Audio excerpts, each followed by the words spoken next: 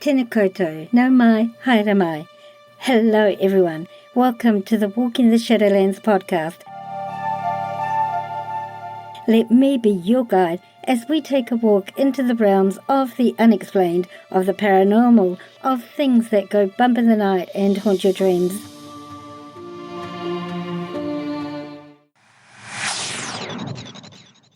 Your hosts? I'm Marianne. Thanks so much for joining me today, tonight, whatever time it is, wherever you're living in this beautiful world of ours. Sit back, relax. Let me be your guide as we walk into the Shadowlands together and see what awaits us there.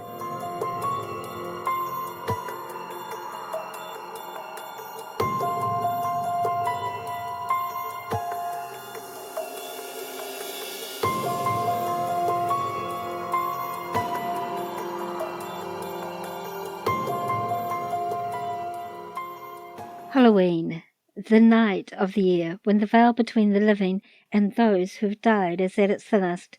It's a night where it's become tradition to hear or tell ghost stories, watch horror movies, and generally scare ourselves and have fun doing it. And so that's what we're going to do this episode, hear ghost stories or experiences from the mouths of those who were witness to them or to whom they were shared. Just ignore all the background noises. I have a few guests tonight. Hey guys, keep it down back there. All experiences you'll hear in this episode are told by the people who experienced them or who had them recounted to them. So, be aware there is a lot of language that some may find offensive as people recount their experiences with the emotions attached to them. Meantime, get a cup of your favorite hot drink or cold beverage. Make sure your door is locked, your lights are all on, and you have candles handy just in case your power goes out. You definitely won't want to listen to this bumper episode in the dark. Are you ready? Are you willing to walk with me into this part of the Shadowlands and see what awaits us there? Then hold on, it's going to be quite a ride. Let's begin. On this night of nights, this All Hallows, prepare to be scared, frightened, and disturbed.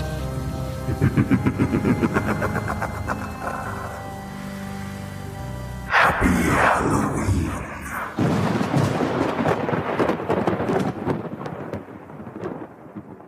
Phantom phone calls from H. Wright, 26. So I grew up in a house that my family spent 4 generations in.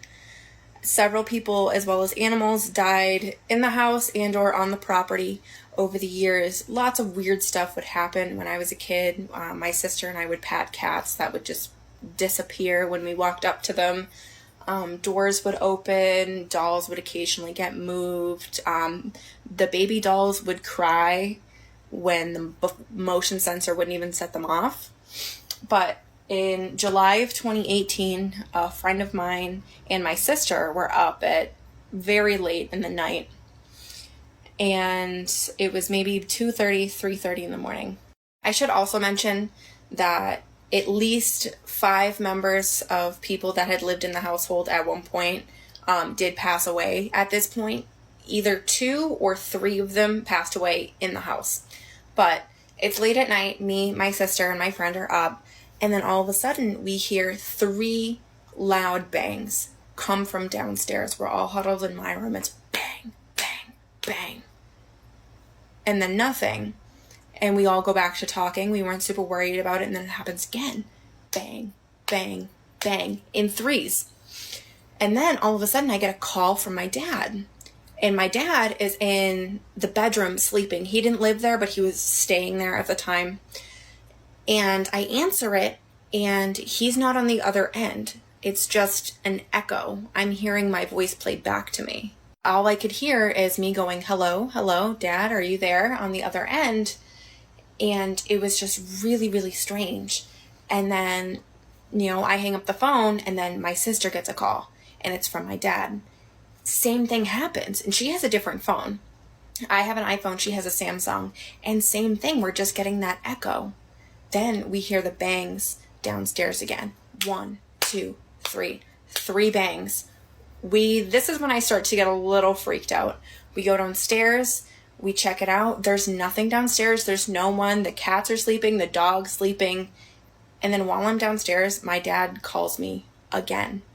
And I answer it, and it's the same echo. And at this point, I'm starting to get real freaked out. So my sister and I go up into my dad's room where he was sleeping to find him laying horizontally on the bed with his head on one end and his phone on the nightstand on the other bed.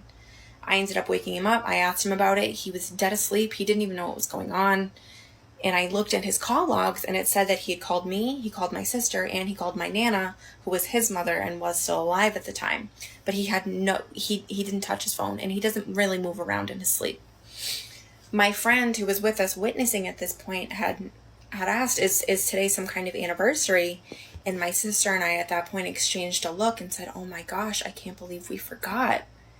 10 years prior, in 2008, my uncle who lived with us, moved out for a couple weeks, and then after that, committed suicide. And this was about 2 days after the 10-year anniversary that this happened. The Copycat from Andrea Brock Manjones. I have spent the last 24 hours writing down every detail that I could possibly remember about this particular experience. And it's taken a toll on me because I've suppressed it for 35 years. I don't think that this particular incident has gone beyond the time in which it happened. I don't think anybody's talked about it ever. I don't even think my kids know about this incident. This particular incident happened in 1982. I was 6 years old. This experience involves a phone call. And in order to fully conceptualize that, you have to understand the technology at the time, or lack thereof. No cell phones, no internet, no computers. Computers were in existence, but mainly high-class businesses used them. Cordless landline phones were in existence, but we didn't have those in our home. We had 2 phones in the home. One was a rotary phone that was mounted to the wall in the kitchen. Jesus Christ. And the other was a touch-dial phone that sat on a table by the sofa. It was summer 1982. My mother was at work. My brother, who is 14 years older than me, so he was like 19, was babysitting me. He was outside working on his car, and the front door was open, the screen door was shut, and I was sitting on the couch watching cartoons. The house phone rang, and it wasn't abnormal for me to answer it and be like, hello. So when I answered the phone, I said, hello. And the voice on the other end said, hey, Andrea, let me talk to Mom real quick. And I instantly recognized the voice as my brother, the one who was outside. Remember, no cell phones existed, and we did not have cordless phones in the home. I just remember being so confused, but after a few seconds, I finally said, Mom's not here. And the voice said, what do you mean Mom's not there? Who's watching you? And I distinctly remember saying, you are. The voice laughed and it said, no, seriously, Andrea, I'm stranded. Please go get Mom. I need a ride. I remember saying, hold on a second. I put the phone down on the arm of the couch and I went to the front door, and there's my brother halfway under the car, just working away with his tools. Went back to the phone and I said, who is this? He goes, Andrea, stop joking around. I need to talk to Mom. So I went back to the front door again, and I called for my brother and I said, phone's for you. My brother came in, got on the phone, and I heard him say, hello, hello, hello. And the line was dead. You know, they say that imitation is the finest form of flattery, but not in this case. In this case, what it was doing was mocking us. And what its ultimate goal was to make me and everyone in the home doubt our own senses. I can't tell you how many times over the course of the years I would hear my mom call my name or she would hear me call her name, and we hadn't called each other. It would even imitate our animals. It even went as far as to imitate the specific sounds of our shoes that we would wear on the hardwood floors of the bedroom, like my brother wore boots. That's a very distinctive sound. He still wears boots, actually. But it was that specific episode that my 6-year-old self began referring to the presence that would haunt me until I moved out as the copycat. The Child and the Light from Very Shiny Rocks. So I live in Minneapolis in a 130-year-old former Victorian mansion. So obviously it's haunted. And there is one particular ghost that I knew right away when I walked in, and it is the ghost of a small boy. And I don't mean a spirit pretending to be a little boy, I mean an actual little boy. A couple mornings ago, the hallway light went out, and as I was trying to get into the door to my apartment, I felt this little kid rush up on me and stand right next to me, and I was like, whoa there, buddy, personal space. Like, I could literally feel him, like, breathing on my sweater. And later that day, I went out into the hallway to change the light bulb, and as I was going back into my apartment, I heard the tiniest little thank you. Children of the Corn from J. Sykes and Us. In 2009, my friends and I traveled from Oakland, California to Oaxaca, Mexico in an RV. A couple hours out of Ciudad Valles, we camped between a sugarcane field and a river. We met a man who was camping up the road, and he was traveling north while we were traveling south.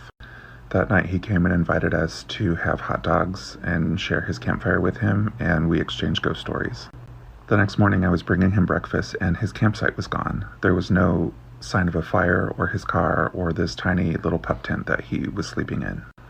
Since he practically vanished, we joked and called him the ghost, and we just thought he was someone we would never see again.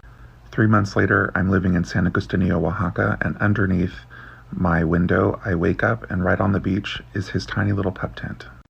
1,200 miles away, 3 months later, and this man is camping right under my window. So I saw him in the restaurant downstairs, and I went up and talked to him because he was supposed to be in Michoacan, but here he was in Oaxaca, and it took a minute for him to remember me. But then he tells me this story. We both had to travel through the gatehouse to get to the sugarcane field next to the river. It was a very long and badly kept road. He said the night after we left after telling ghost stories, he heard laughter on the road. He thought it was my friends and I coming back to play a prank on him, so he goes out to find the noise.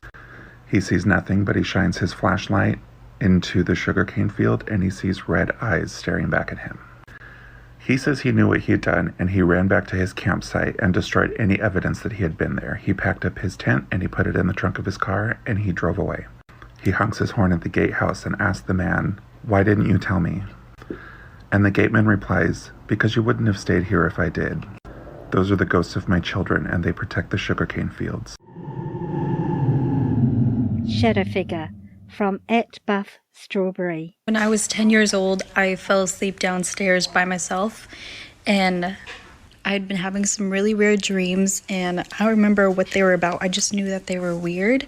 And in my dream, I remember someone saying, "We've been watching you for 3 months," which strangely enough was the amount of time that the dreams had been happening. So I fully woke up, and my cat was sitting on my lap, and I just started petting her, and then I realized she was looking at something behind me, and her eyes got really wide, and she jumped off my lap and ran out of the room. So I thought, oh, that was weird. And then I hear something behind me. So there's this part in our house that always creaks, but not many people know about it. So I heard it step on this spot right here. Always creaks. So I turned around to look at the sound, looked up, and it was a huge black outline of a person. Bootlegger's Bar from Real Ghost Hunter 1. The story takes place in 2015.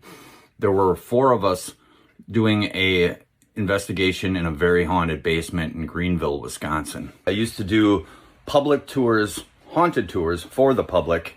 At the time, it was called Bootlegger's Bar. This place was once a train station, a brothel, a car dealership, a funeral home, and many other things. We were sitting in the basement in a circle doing an SB11 spirit box session. We were sitting just adjacent to the room where they would cremate the bodies, aka the crematorium. We were getting your average responses through the spirit box.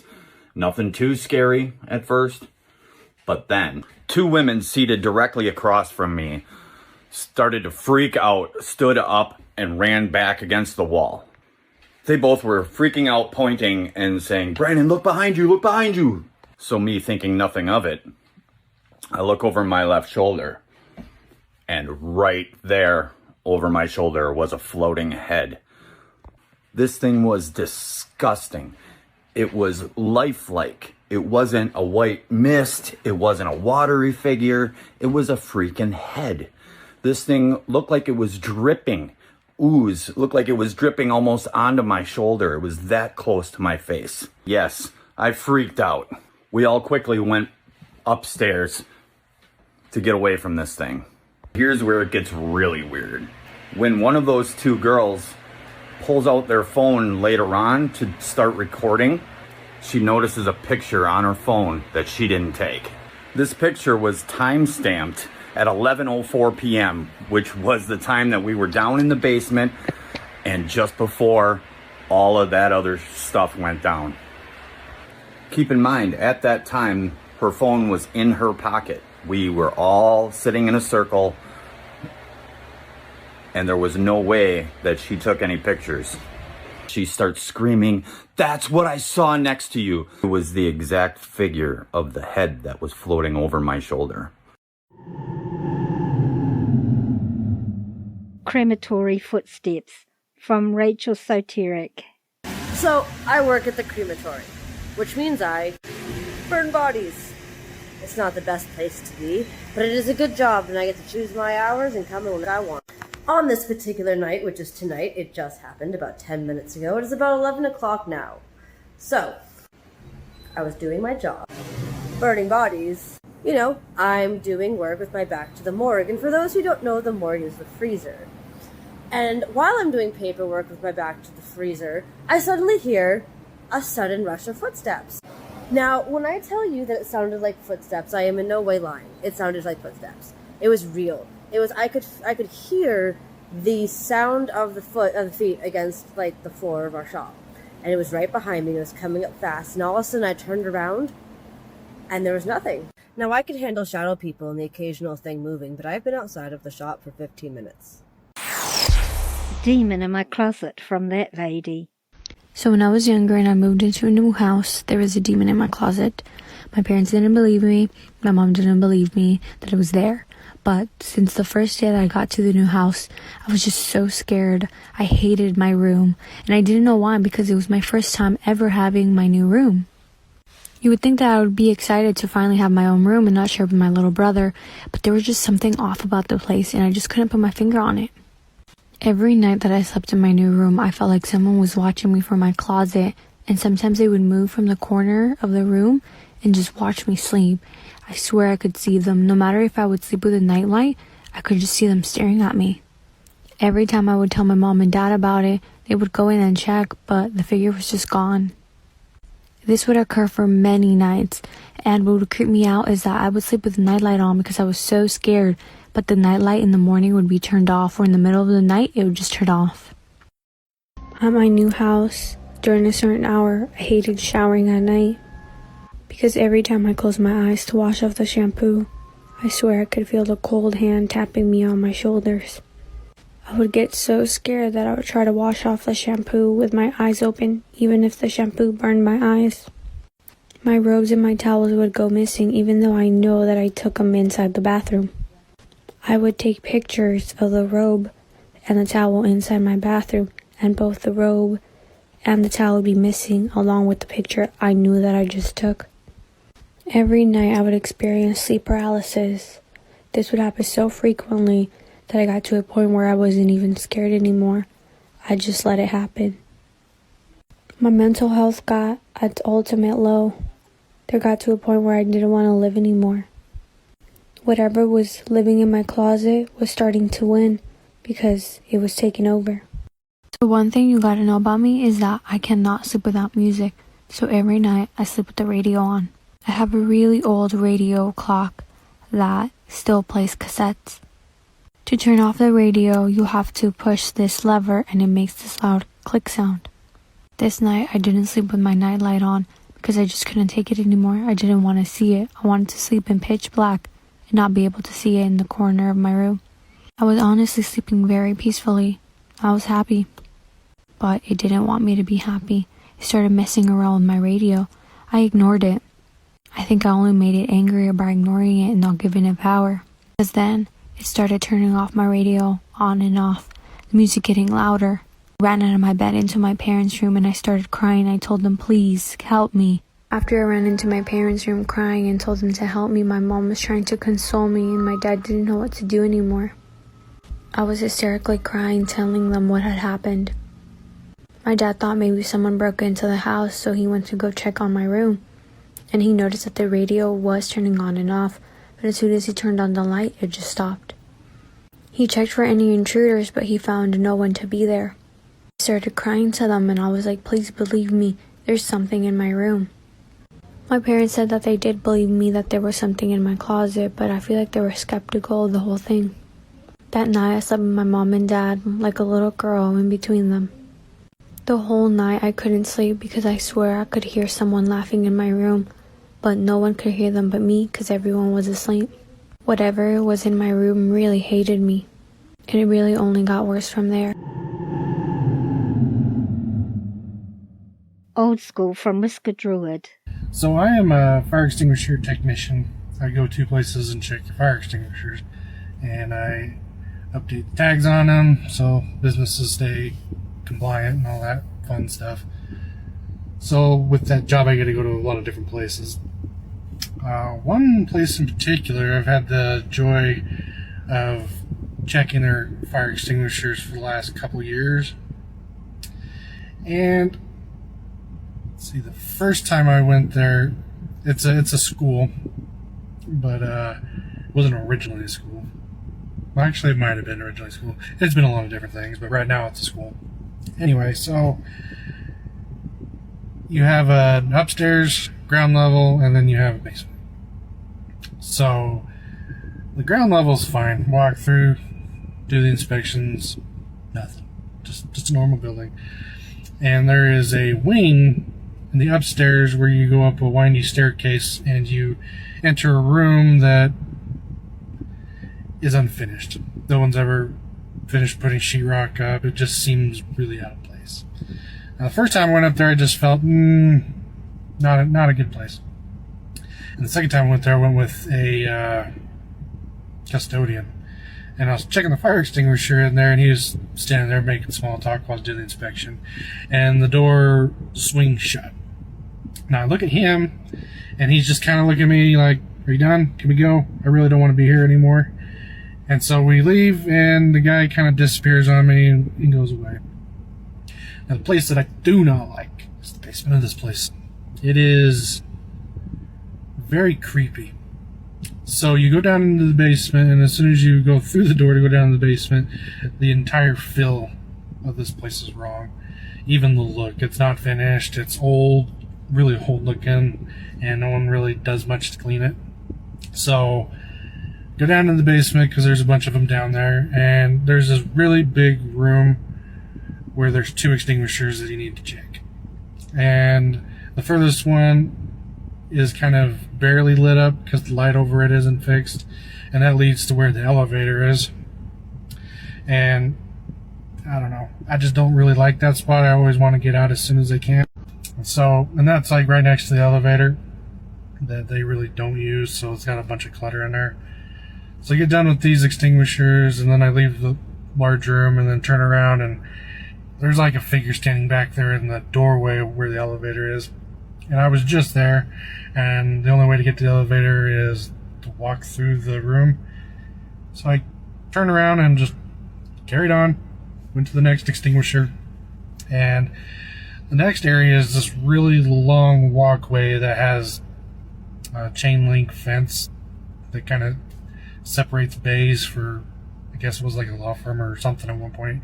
And the the bays were for each people or whatever business that was there to keep their stuff separate. Anyway, there's an extinguisher kind of halfway in, and you always get this feeling like there's someone right behind you, just like right up your butt. Like, you gotta get out of here. And so we always kind of just hurry on through there. And the other technician that I work with, he's done this building and he's had the same experience. He doesn't like dealing with these buildings, so I generally get stuck doing them. But the last time that I was there, I was going upstairs, and as you're going upstairs, there's like a little cutout in the wall that you can look down into the large room that I was talking about. And there was somebody standing in that little caged area that's in there, and I saw it out of the corner of my eye. And so I took 2 steps back and kind of looked to make sure that there wasn't somebody down there. And there wasn't anybody there. And so I kind of took my cue that it's time to get out. The downside about it is that the one extinguisher that was in that long walkway, it needed its maintenance done on it. So I had to go back. So when I came back with the extinguisher, I went as fast as I could to put it back so I could get out of there. It's just not a very inviting environment down there. The rest of school is fine except for that wing up in the upstairs. Beyond that, it's fine. Healing Ghost from Hope Medium. I was teaching a yoga class, and I had everybody lying down in meditation at the end. It was restorative yoga, so it was very dark, only candlelight, soft music playing. For the last 15 minutes of class, I would always pick one person who had consented to energy healing and spend that time giving them a mini session. So as I'm working with one particular person in class, I suddenly open my eyes and look across the room. And I see this young man walk over to this woman, again, across the room. He's late 20s, he just showed up out of nowhere. And he sits down right next to her and lays his hands on her just like I'm doing with this other person. She was out, so she doesn't know what's happening. I checked in with her after class, but didn't tell her anything because I didn't want to get fired. But I did later find out that she had lost her son. Thrown against the wall from the conspirator. So this story is one of my mom's stories again. She has quite a lot of experiences that are like just fascinating to me. And I wouldn't want to experience these things. But yeah, she definitely has a few stories here. So her story takes place when she was a child, actually. She was sharing a room with her brother and herself. And she said that she would see like this spirit or like this shadow. Again, it's like another shadow person or something. And she would be so petrified because she would watch the shadow figure like kind of like circle around or pace around the room. And she just didn't really know, what to do. She would just stay still for the most part. And one night it happened again. And her brother, I guess, was moving around and he started to wake up. And she said that she was watching the shadow figure kind of just stand there. And I don't know, it must have disappeared or something, because she said like the next moment, like her brother moved and he rolled basically and like towards the wall of the bed, I should say. Like he was on his bed and he rolled towards the wall. But she said as he rolled, it looks like something lifted him up and threw him across the room. And he, landed on the room, and then he woke up crying.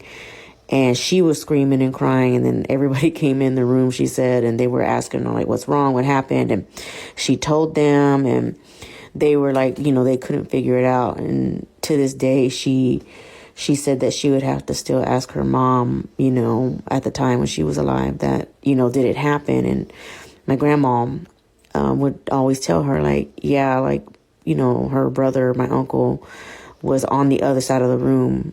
So nobody really knows how that really could have happened. But my mom claims that he was thrown across the room. So, yeah. Hawaii Encounter from Moonlit Gemsco. Okay, so first the layout of her house. Of course, everything is separated by a wall, but it's her front door, her living room, and then her bedroom. You have to walk through the living room to get through the bedroom. On the back of her door, in the bedroom, she had one of those metal hanging racks that you could put like purses, belts, whatever. I specifically remember because every time you'd open or close the door, the belts would clank. So this is night 2, 3 a.m. Everybody is sleeping, and I hear the clanking of the belts on the door, but just so slightly, like someone was barely opening the door.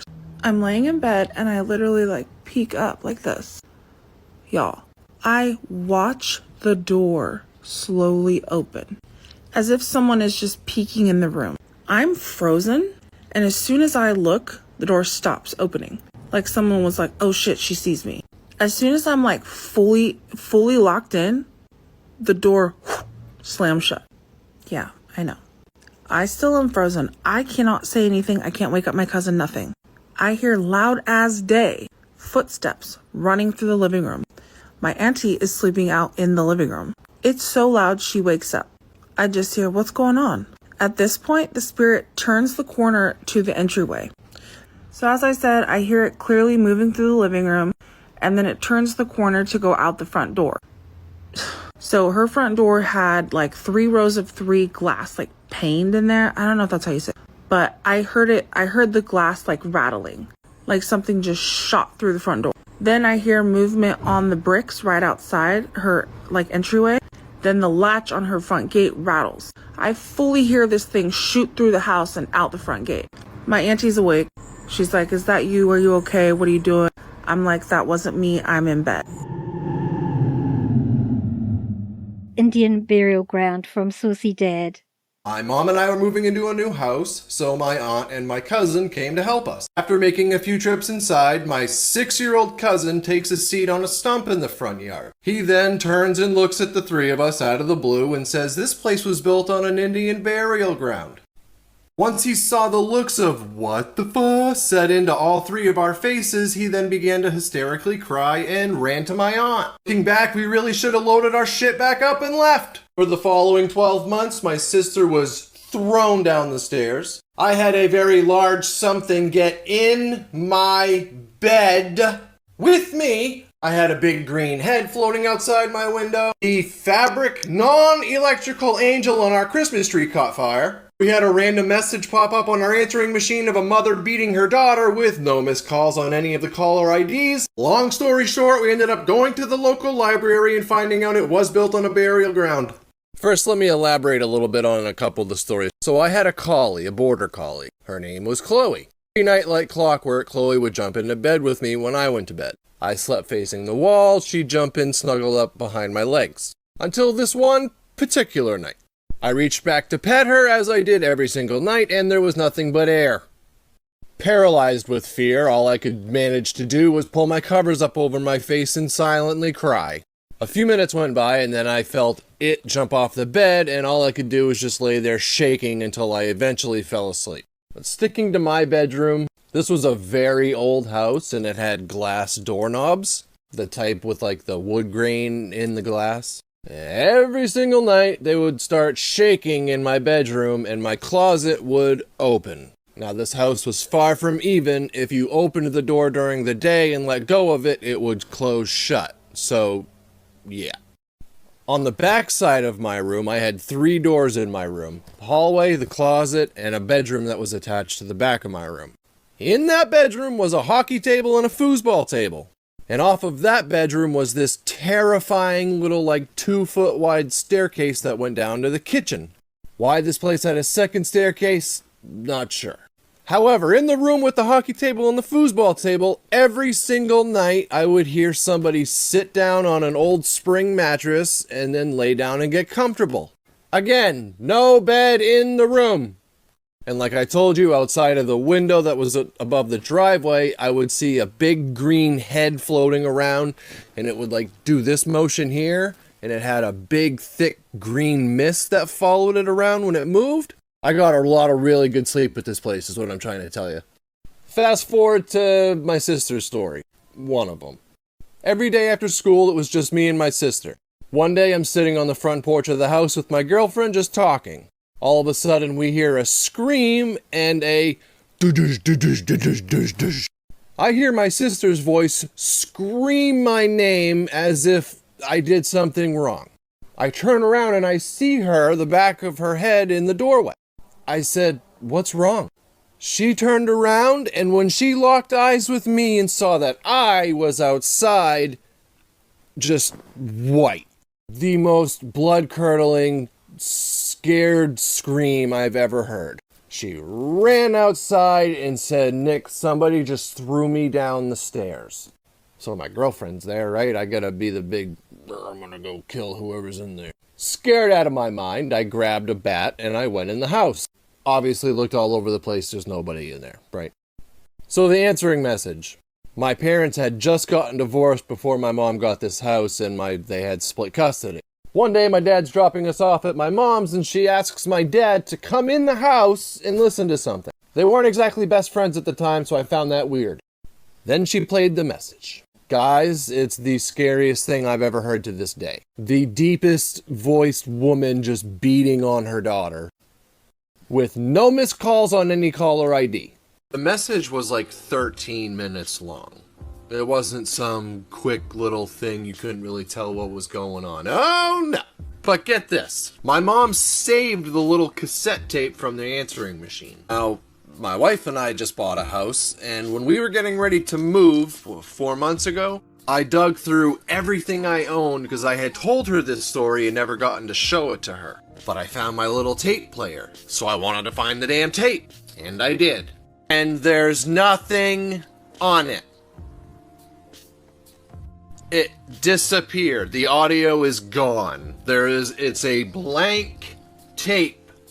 None of the old messages from the answering machine or nothing. Blank. Gone. All of it. Part of me was kind of happy I couldn't hear it again, but the other part was like, God, nobody's gonna ever believe me. Luckily, there was 4 of us standing there, so that's a memory we'll have forever. Luckily, I said, really?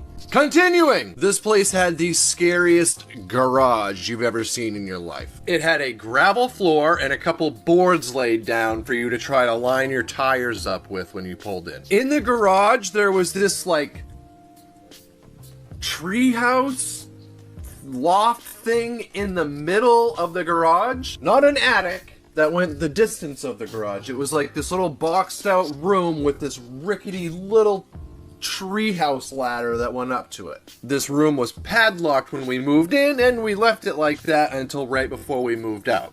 We'll come back to that room, but this is about my dog Chloe again. She went to the bathroom in the house, and it was raining outside, so we were gonna just put her in that little hallway thing that's connected. The house is connected to the garage by this little hallway thing, and that's where I put her. I put her in, close the door, turn around and walk away. I get about 2 steps, and she just starts screaming, yelping. So I'm like, Mom, I'm not leaving her out there. She's terrified of something. My mom was like, no, you gotta leave her out there. She needs to learn her lesson. So I waited about like 30 seconds, but I stood right at the door just because of the way she was like yelping. It sounded like she was being attacked or something.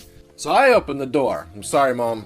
I'm opening the door. I open the door and there's just blood everywhere. From her paws, because she was trying to dig through the wooden door to get back inside. This is a collie, guys. It's not a bulldog or a pit bull or anything like that. So yeah, garage, bad news.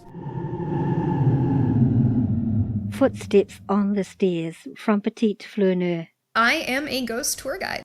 So in the one particular building that I find to be incredibly active, I was telling a story on the 2nd floor with my group. I had maybe about 8 people with me that night. This building has 2 staircases to get to the upper level, and I always stand in front of one of them when I'm upstairs because it's really dangerous in the dark, and we are actually not allowed to use that staircase. So I was in the middle of telling my story with my group, and out of nowhere, we all hear what sounds like somebody wearing really big boots stomping up the staircase that's right behind my back. And my first thought is that this is just a person who's late for the tour coming to join us. So I actually stepped to the side to allow them to come upstairs. So now I'm looking down the staircase waiting for this person. My entire group is waiting for this person to come up, and no one comes up those stairs. We ended up searching the house from top to bottom, and we found nobody in the building with us. Haunted Beer from Savannah Vibus. I work retail, so an older man that comes in there all the time, He's very generous, you know, he's very quiet as well. He always says hello when he comes in. And this was around Christmas time of last year. So he was like, I have a bear that I would like to give to your daughter. And he was like, well, that's only if you want me to give it to her. So I asked my boss, could my daughter receive this bear from this man? We're not allowed to receive tips or anything courteous from customers. But my boss said it was okay. So before he left out the door, he turned around, he looked at me, and he told me that his grandbaby had passed away from SIDS, which is, if you don't know, sudden infant death, which also means that a child dies without cause.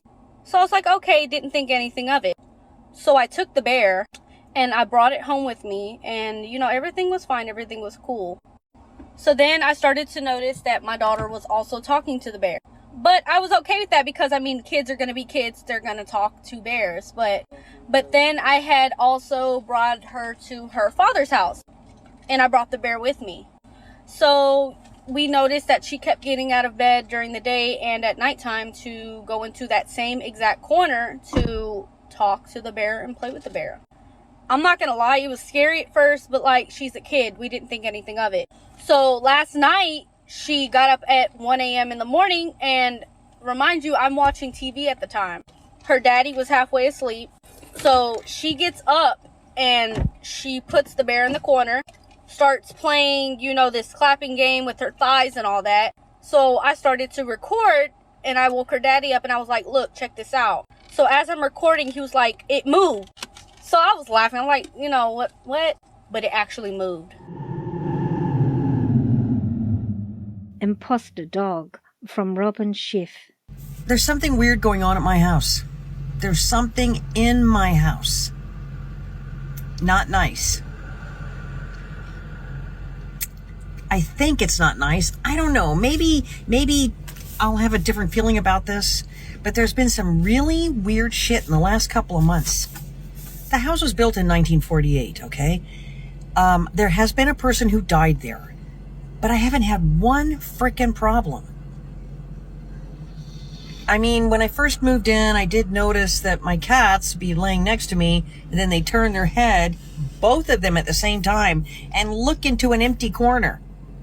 There's nothing in the corner. I'm looking at them, I'm looking at the corner, and I've always kind of had this sensitivity, I guess you could call it. So I would look into the corner. This is when I first came in, and I would just say, I don't know who or what you are. You can stay here as long as you don't fuck with me or my animals in any way. At all. Never had a problem. That was it. But in the last couple of months, it feels like something kind of moved in. And it's not nice. There's been a lot of real weird shit. I've been touched. All right, like I said, I have this sensitivity I haven't talked about. I don't talk about it very often because I don't know what to do with it. But I have done things that I haven't read about, but that I just know to do, to bind, to protect my house, to, you know, there are things that I do. So this morning I come out. This was a benign thing, by the way. But it's just last night I had sort of like a kind of a confrontation because shit has been going on at my house. And I stood up in my living room and I really had it out. I told them that they had to stay out. They had to get out of my house. Fuck you. Don't come back in my house. You're not allowed to. And this morning they kind of went, I'm still here. I brought chocolate out. We're getting ready to go to the park. She loaded up into the Suburban. I went back in to do some stuff. Brush my teeth. While I'm brushing my teeth, I hear her or something shake their head and their ears flapped against their head. It's a very distinctive sound that dogs make when they shake their head. Very. Anybody who has pets and dogs, they know what I'm talking about. There's no dog in the house. What the fuck? Seriously. Urban legend from Hey Ellie Jane. Do you guys remember that urban legend where the mum's downstairs and she calls up to the son and the son replies but then realizes he's actually home alone? Well, that exact thing happened to me during my childhood. At the time, obviously, I was living with my parents. We were living on acreage and we left a little strip of nature right at the back of our property for animals. One day, I was home with, I assumed, my dad, who was working out in the garage, when all of a sudden I hear him screaming out in pain and yelling for me to come to him. I run outside, and in the age of cell phones, I took my phone with me and started calling my sister. That's when I realized the sound and the yelling is coming from that little nature strip at the back of our property. Freaking out, my sister finally answers, and that's when she tells me that my dad is actually with her. A ghost saved my life, from its Aidan McMurray. A ghost actually saved my life. Whether or not you believe in the paranormal, just let me explain how this happened. So one night I was in a really bad mood because the relationship that I was in at the time was falling apart, and that made me want to take a walk. Long walks just really relieve my stress. Where I decided to go take my walk was at this park in my town, and behind the park there's a long trail of woods that leads to a field and to a river. Once I got to the parking lot of the park, there were 2 trucks parked side by side, and they were the only other vehicles in the lot. And as I began my walk into the woods, I noticed that one of the men in the trucks was giving me a look like he hated me. I didn't know why because I had never seen this man before in my life. Once I got deeper into the woods, I noticed some footsteps coming from behind me. And then I heard the words, "I saw him go this way." I knew what was about to happen. Those words creeped me out so much that I couldn't move. I was scared for my life. And then I heard a loud voice come from above me that sounded like it was drowning in water. And it told me to go to the riverbank. It told me to go fast and quietly. So I continued to make my way through the woods quietly until I got to the riverbank. And that's when the voice spoke again. The voice told me to hide in the riverbank, which was like a hill that went down to the river so you couldn't be seen from above. And only after a few moments of sitting quietly, I heard the footsteps of 2 men coming up fast, until they stopped right above the riverbank. The voice told me to stay there and be quiet. But this is when one of the men peeked over the riverbank and looked me dead in my eyes, and this is when I started to doubt the voice that was coming from above me. I say that it came from above me because I literally heard it right above my head into my ear. To my surprise, the guy actually didn't see that I was there, even though it felt like he looked me dead in my soul. He looked to the other guy and said that he saw no one in the riverbank, so they went the other direction. This is when the voice spoke to me again, but louder than it had the previous times. The voice told me to get up fast and run back to the car. It seemed that the voice wasn't steering me wrong, so I ran back through the woods. Once I neared the parking lot, I heard footsteps behind me again. But this time when I turned around, there wasn't anybody. Which leads me to believe that it had to be a ghost. I got to my car and got home safe. I never saw the guys again. Jessica's house, from Jessica_198. So when I first got into this house, it was just myself and my 3 kids. So living like the single mom life, whatever.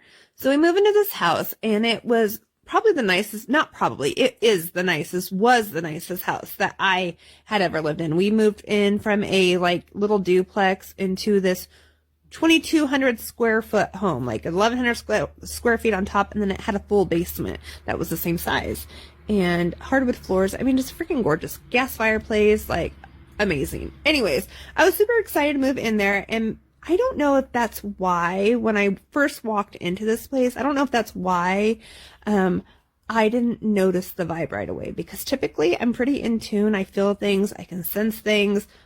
I've always been like that. But anyways, I go into this house that I had found for rent on Craigslist, and I met up with the landlord, walked through the house, and I was like kind of awestruck in how gorgeous this house was. And I just couldn't believe that a place this nice was going to be in my price range, right? So I think that all that distracted me from the energy of the home. So we move into this house, and the first thing that happened was my son, he was sitting up at, this is like 2 weeks after we moved in, he was sitting up at the dinner table after dinner, and he was like coloring or writing in a book, something like that. And I was sitting on the couch watching TV. The couch faced into the dining room, so I'm like staring at the back of his head. Like this way's him and this way's the TV. So I look over and he's like coloring, and then he just stops and he looks this way towards the back door, which I couldn't see from where I was sitting, but that's the area he was looking at. So the back door also led to the basement. So my son's sitting there, he's coloring. He stops coloring all of a sudden. I'm like looking at him, and of course he doesn't know that because he can't see me. His back's to me. And he looks over in that direction and just like stares for like, I don't know, 15, 20 seconds. And then he goes, Mom, never turning around to look at me, still staring in that direction. He says, Mom. I said, what, son? And he was like, there's a little boy over there.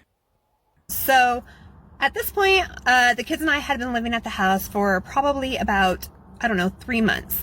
And, you know, although my son had seen a little boy shortly after we moved in, and then there was an incident where the table had moved from the dining room into my living room, nothing else like super major happened. I mean, you could hear, like in the middle of the night, you would hear footsteps going up and down the stairs to the basement, but yet there was nobody there.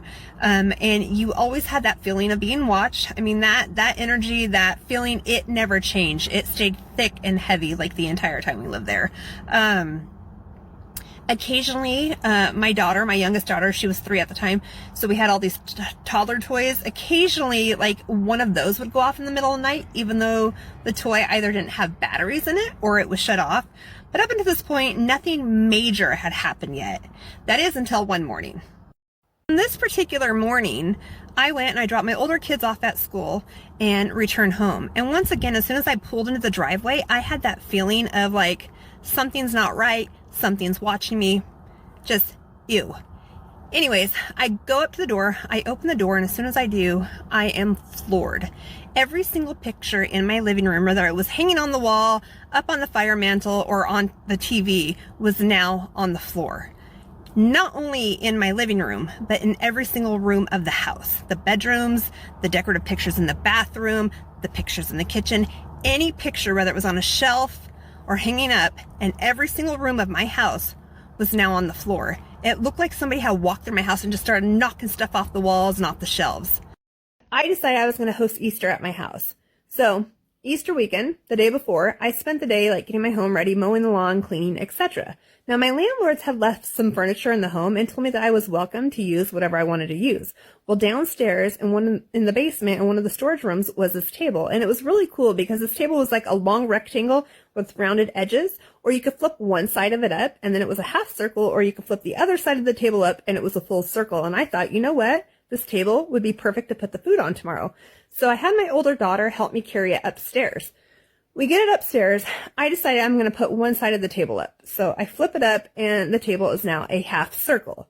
I put a tablecloth on it and then I push the flat side of the table up against the wall in my dining room. Now at this point, I was a waitress and I worked nights on the weekends. So my mom came and got the kids and took them to her house and said, you know what? Why don't you go ahead and let them stay the night tonight? You work late. We're all going to come over tomorrow anyways. They go with my mom. I get ready for work. Before I leave, I make sure all my windows are locked. My doors are locked. Remember, I'm the only adult in the home. I want it safe. So my house is tight. It's locked. Everything's good. Tight knit. We're good to go. I go to work about 5 o'clock. So 10 o'clock rolls around. I clock off, head home.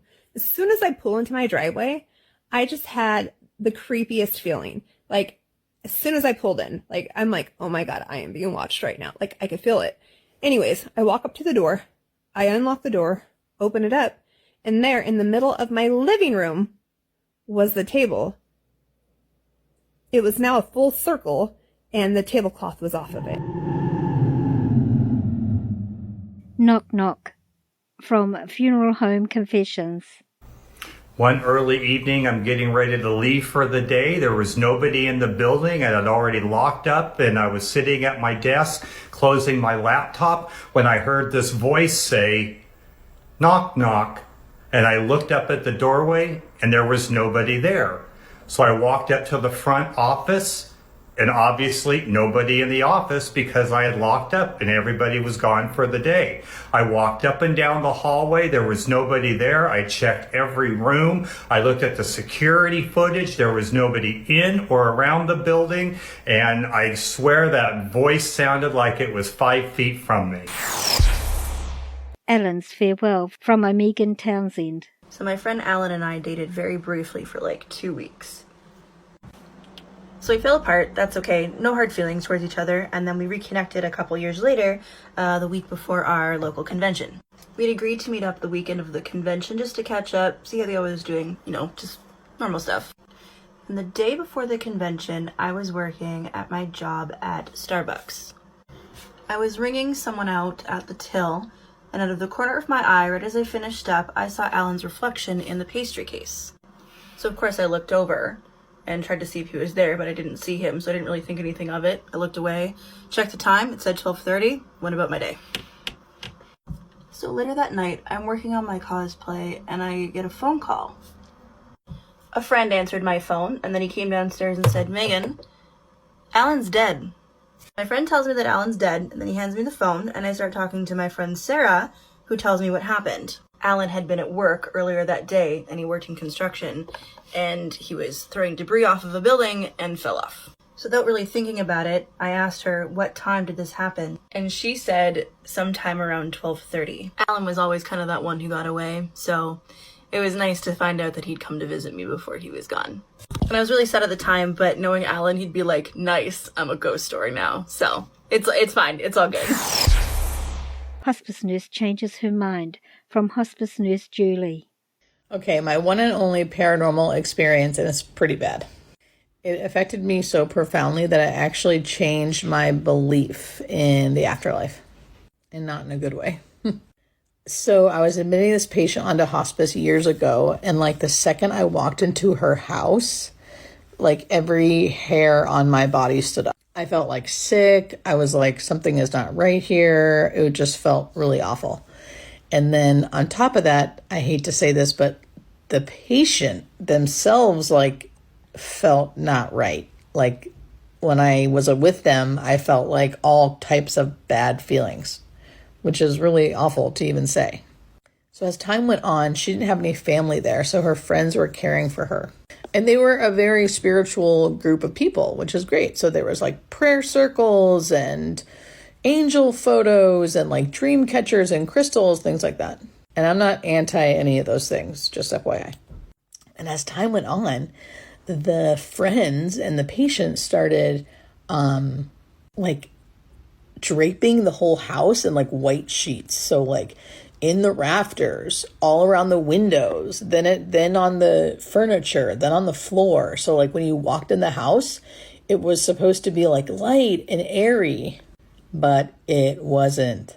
I feel like it was the closest to evil I had ever come. And I didn't even like believe in evil at the time, but it was like the second I walked in the house, it was like, oh my God, even though the whole apartment was like draped in white cloth and covered with like crosses and angels and things that were supposed to feel warm and loving.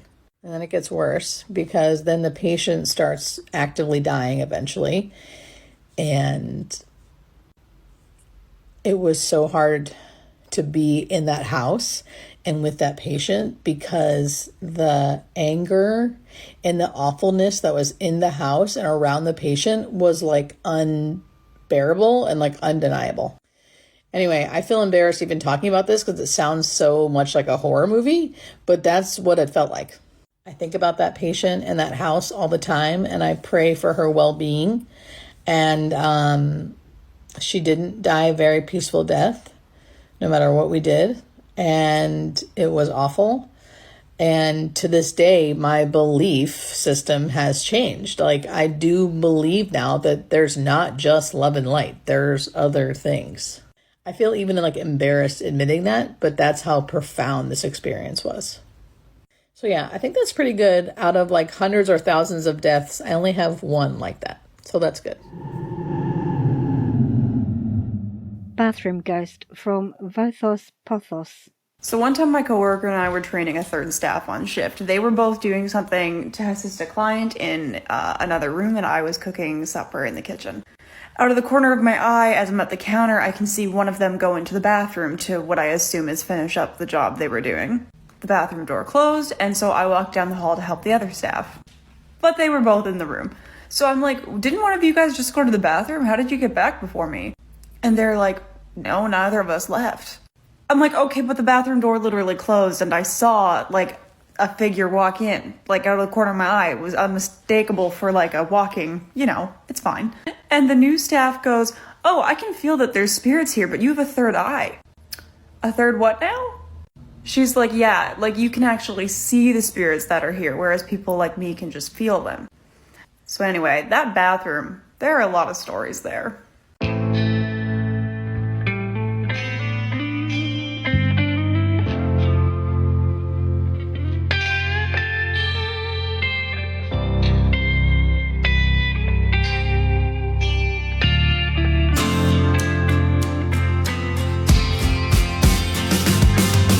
Of the darkness, bleaker than night. Proud on the terrace, wait for the light. They put out the fires that burn in our hearts, scaring the senseless, taking order apart. Are you scared yet? The monsters are real. Are you scared yet? The intrepid feels it's got nowhere to go, nowhere to go but here.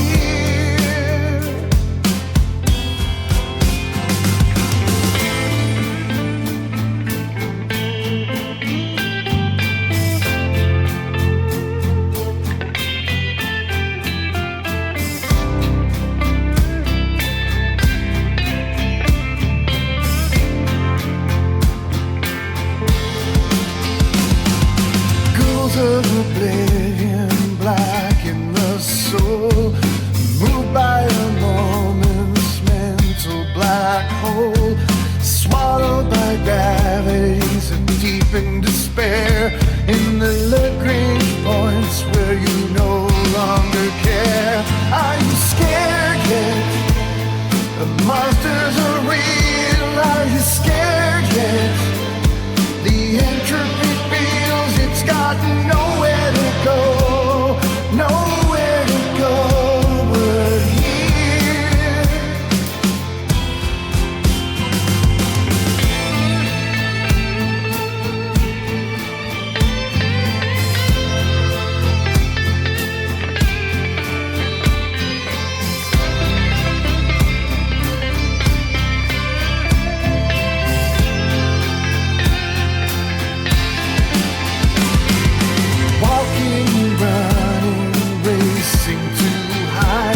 The faceless evil you'll always be beside. The silence and tombs, the hate we can't speak until it explodes like a battery leak. Are you scared yet? The monsters are real. Are you scared yet? The entropy feels it's got nowhere to go, nowhere to go.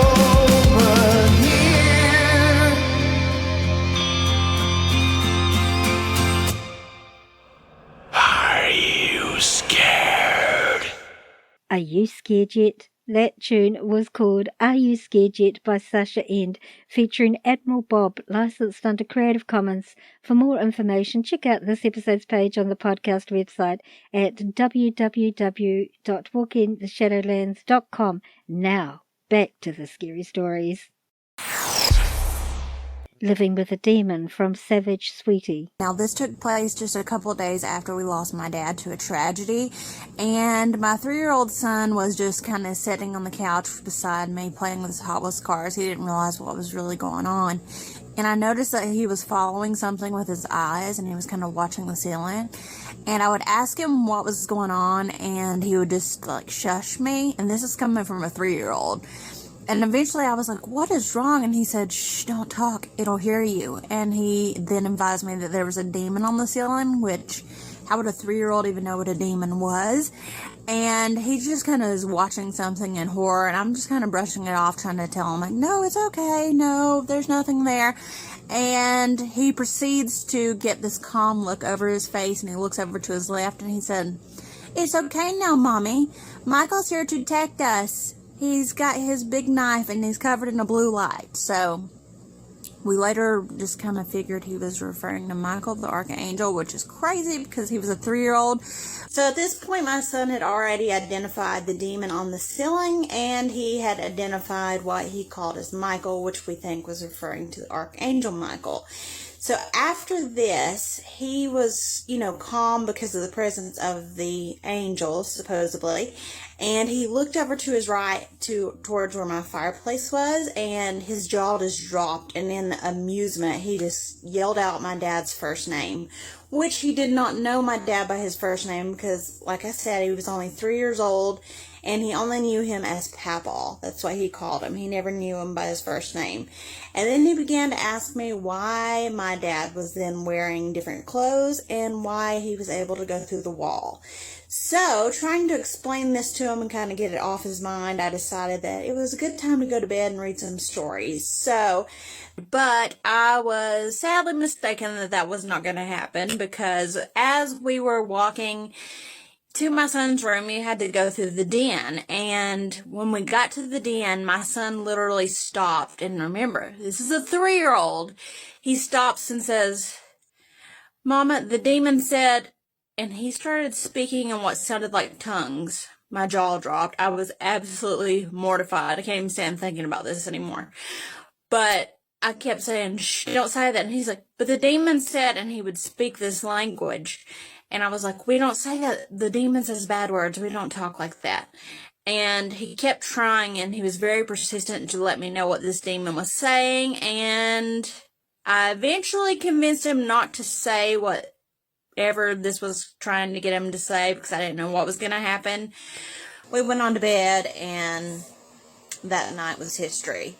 So the next day is when everything in the house started going crazy. I mean, we would hear things like footsteps going through the house, but never really paid any attention. Doors opening and closing. The cabinets open and close. The toilet seat would go up and down. There was just all kinds of noises, and my son would speak of the strangest things. He told me that the demon came from the burrows, and he would see that my dad was there, but he would always look different, he would say. Like, he asked why his papaw had big feet and big shoes, and why he was acting different, kind of like something was like manifesting as an awkward version of him, if that makes any sense. My mom actually had this entity, like just this black solid figure, no features, like pass through her body.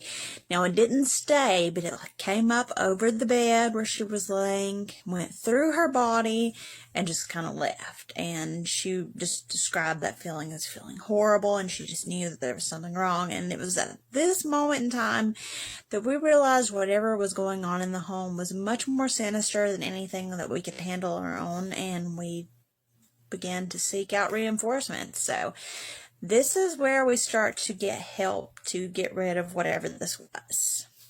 So we began reaching out, and we ended up being blessed with an amazing mentor. I can't speak much of him.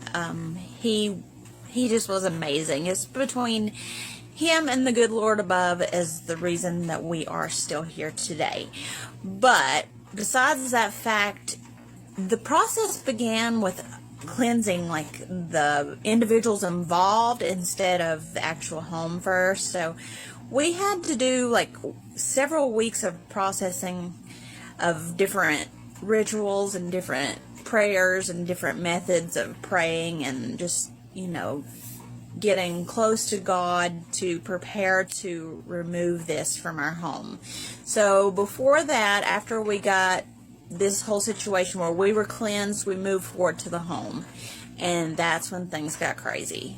So the very first day that we went to the property to try to cleanse the home, we were not allowed on the property. The mentor went in on his own. He had to confront this entity face to face on his own without us present, and he never disclosed any information, told us never to ask any questions, and just to stay away from the property and let him do his own thing. And we did so. We listened to him. And then the weeks that passed by with us working with him, it was just crazy. Like, everything would just fly across the room. It was just enraged that he was there, and he filled the place with God. And between him and God, they were able to eventually, after the third week, physically backed this thing into a corner, and it was finally forced to leave.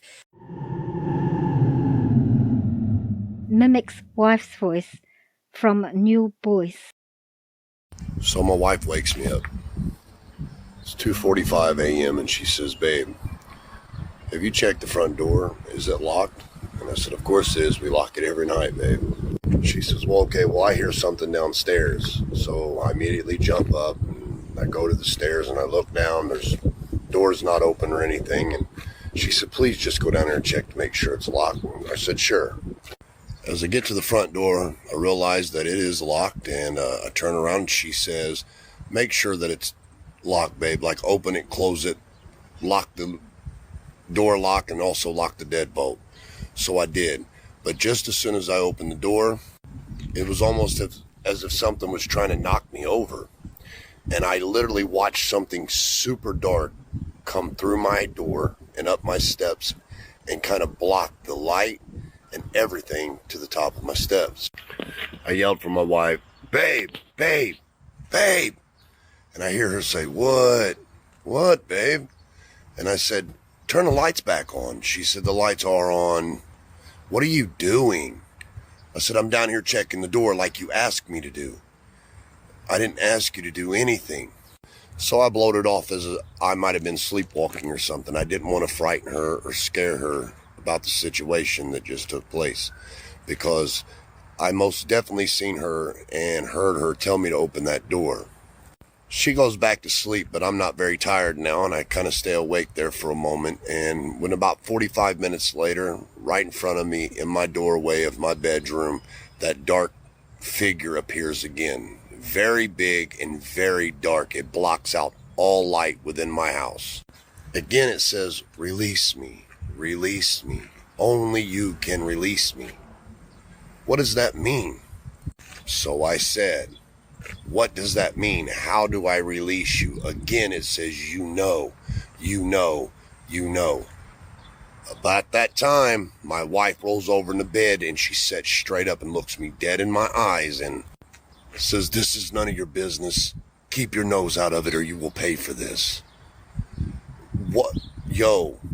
So I immediately jump up out of the bed. I'm freaked the F out. "Yo, what's going on?" She immediately wakes up and she's asking me what I'm doing. She thinks I'm crazy at this moment.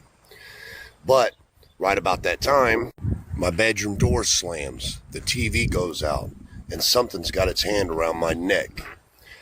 And I'm struggling again, and it's like it's as if it's trying to suffocate me. I will figure this out. I'll try to keep you updated. Min Min Lights from Alchemy. So it was about 6 years ago, maybe even a little bit longer, and my husband and I were up visiting his mum, who lived in the Atherton Tablelands up near Cairns in Queensland, Australia. We go there and take her van and decide to go for a road trip. And about 2 hours into the road trip, we come across this random tiny little national park. In the middle of this national park, there was a rest stop, and I really need to go to the bathroom, so we pulled over and I used the bathroom. Now, when we were there was literally thousands of butterflies. Like, it was incredible. This place was dry, bush scrub, like really typical Australian scrub. Wasn't any water around, and there was just thousands and thousands of weird, all sorts of different butterflies. I was like, wow, this is really beautiful, strange, but beautiful. And there was a little 5-minute loop walking track. So we decided, hey, we've got 5 minutes, we may as well stretch the legs and explore this little part of the scrub. As soon as I step onto the walking track, this feeling of death, fear, bad, something imminent is going to happen, came over me. And I've never had this feeling before in my life. I literally stood there and was like, something's very wrong. There's something weird about this place. I do not feel safe right now. And my husband was like, yeah, it's pretty weird. Like, that it's in the middle of nowhere.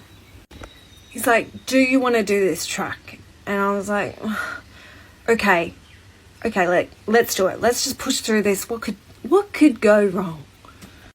We're like those idiots on a scary movie that just push through and get murdered, you know?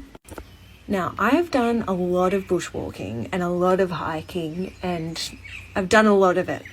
And when I got halfway through this 5-minute walking track and could no longer move by myself, that's what happened. I could not move. I was so overcome with fear that I could not move. So I'm standing there like, I can't move, I can't go any further, there's something really wrong, I'm really scared right now. So my husband says, like, we're halfway through, we either go back the way we came from or we continue. I can see the end of the track. I'm like, okay, and I grab onto the back of his shirt, close my eyes and get him to lead me out of there because I'm so scared. So my husband leads me out of the track and I basically race back to the car and hop in and just go, like, what the hell? I have never had an experience like it in my life where I've just been so overcome by fear and where my whole body was reacting. And I've been in some pretty shady situations, I can tell you that now. Now, where we are, there's nothing around. We're in the middle of nowhere. We start driving and as soon as we get on the other side of the national park, something starts going wrong in the car. We pull over, check it out, and like, something's just not right. Let's go back. So we go back and we go back to his mother's house and we check over the car and thankfully nothing was wrong, which was weird also, kind of weird, you know. Anyway, obviously his mum and her partner were like, what happened? Like, why are you back here? And so I start explaining the story to her partner. And he was like, come on, tell me this story. Like, really, really interested. So I tell him the story, go through it all, and he goes, that's very interesting that you had that experience there. I'm like, why? And he said, well, a lot of people have gone missing there. What do you mean? Like, what do you mean? So apparently, this place is renowned for cars breaking down, people going down that walking track and not coming back, and just disappearances. Not many people go out there, but it's a very common thing to happen. He said that my reaction was probably something that may have saved my life and no one really knows why, and he's actually rescued someone from out there before. He goes on to say that apparently it is a place where min lights are seen a lot. So this is, if you Google min lights, but his description of it was a little bit different and was kind of specific to the area up there. Basically, the min lights are known to lure people off the beaten track and make them get lost, lead them to their death, or make them go missing. Everyone knows not to follow min lights. They are very dangerous up there. So yeah, that's my weird, unexplainable kind of experience, and I'm just glad my gut and instinct and everything told me to stop and get the hell out of there. The viewing from Funeral Home Confessions. As a mortician, do I believe in ghosts? Absolutely, I sure do. And here is a story that I have no explanation for. I was actually getting a person ready for a viewing, and as I wheeled him in the chapel, the casket was open, and I was doing some final preparations of like getting the suit jacket just nice and tight. And I always place right hand over the left. At the family came in, they did a final viewing, they had the visitation. At the end of the visitation, after everybody left, I was getting ready to close the casket, and the left hand was over the right. So I changed it, put the right hand back over the left, closed the casket lid, locked it, went home. The next day I came back, I was the first one in the funeral home, unlocked the casket, opened it up, left hand was over the right. Could have been somebody playing a joke on me. I think it was a ghost.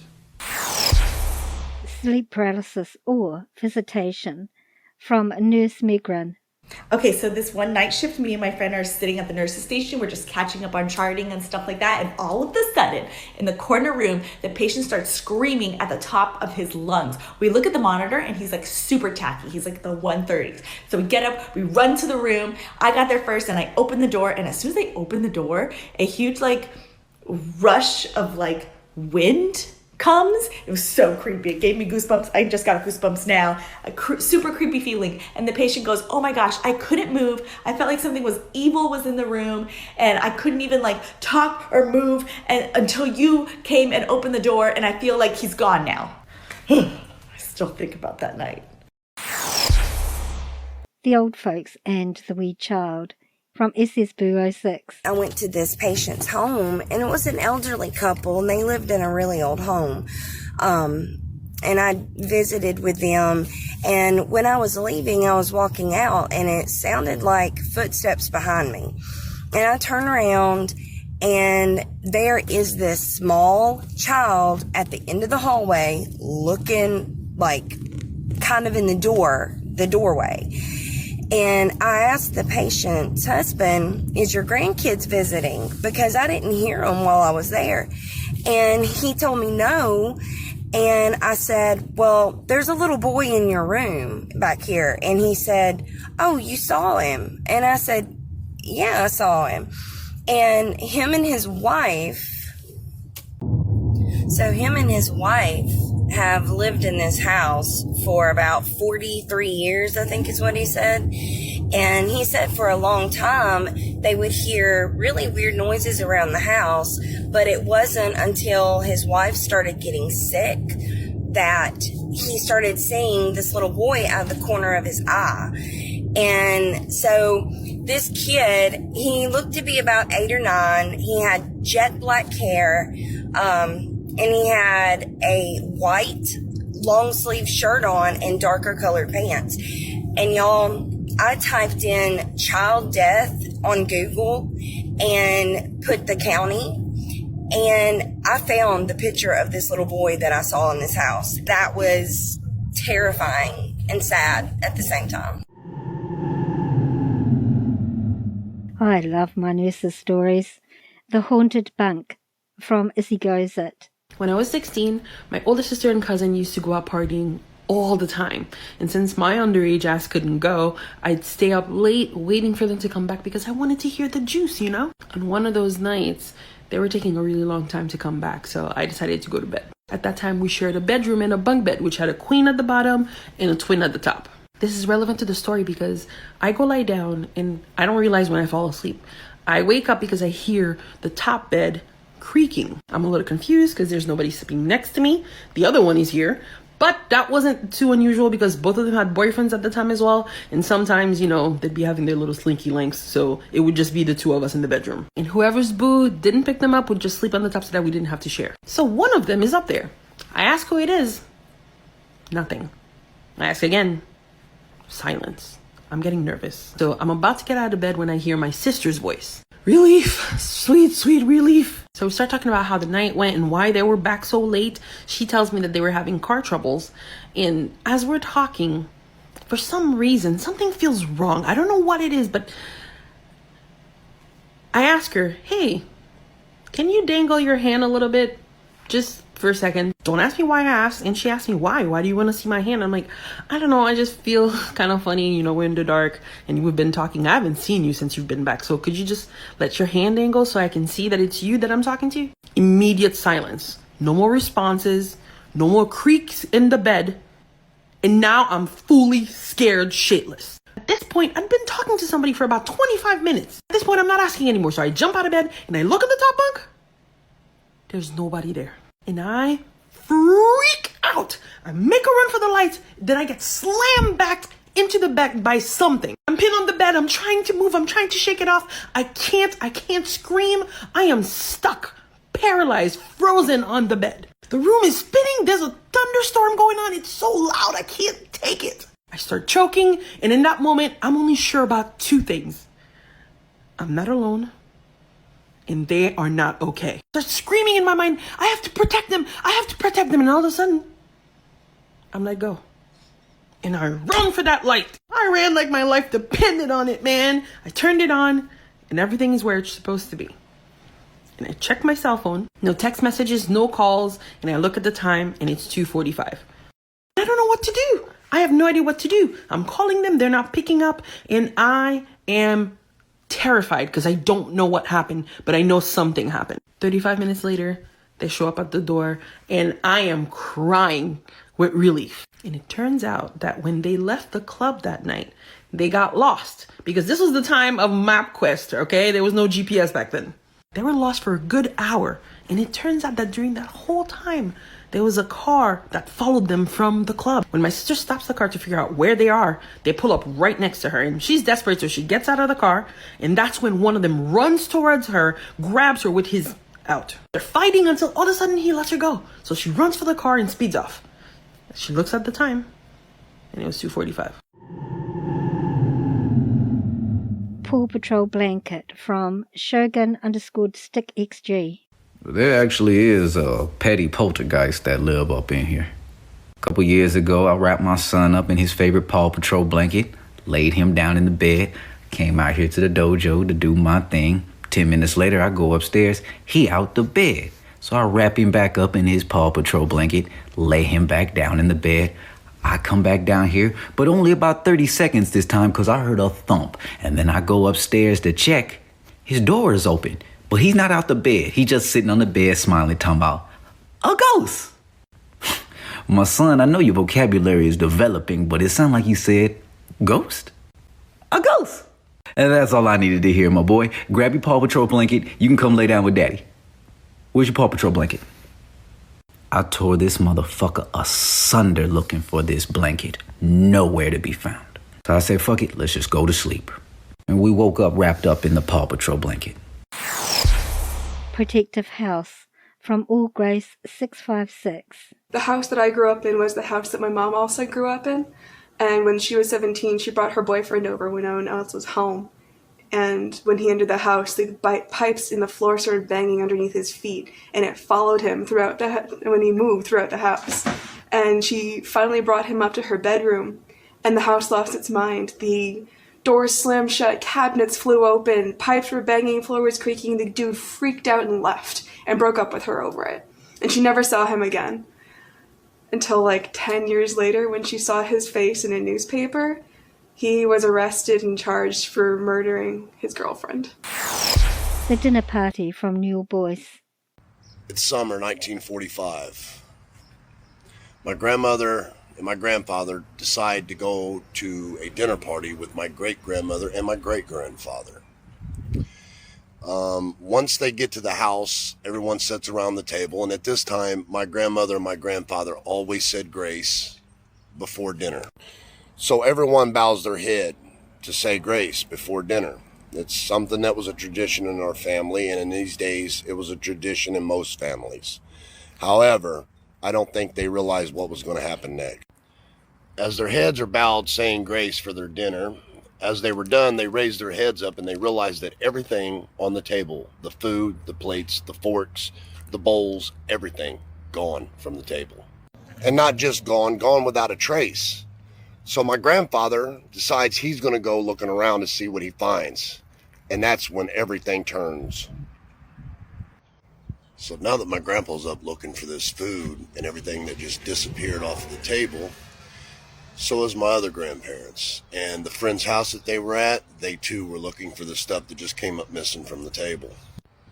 When a few moments later they hear a great big scream in the backyard. My grandparents are looking for my grandfather, where they find him tied to a tree in the backyard. When they approached my grandfather, they realized that he had fingers missing. Someone had tied him to a tree and cut off 4 of his fingers, 2 on both hands. My grandfather had no recollection of anything happening. He didn't even know what happened or how it happened. He just knows that he's tied to a tree and he's missing some fingers. They cut my grandfather loose and they rushed him to a nearby hospital. Unfortunately, they was not able to save his fingers. But that's not the end of it, folks. 2 weeks after my grandfather lost his fingers, the house that they were at the family committed a murder-suicide.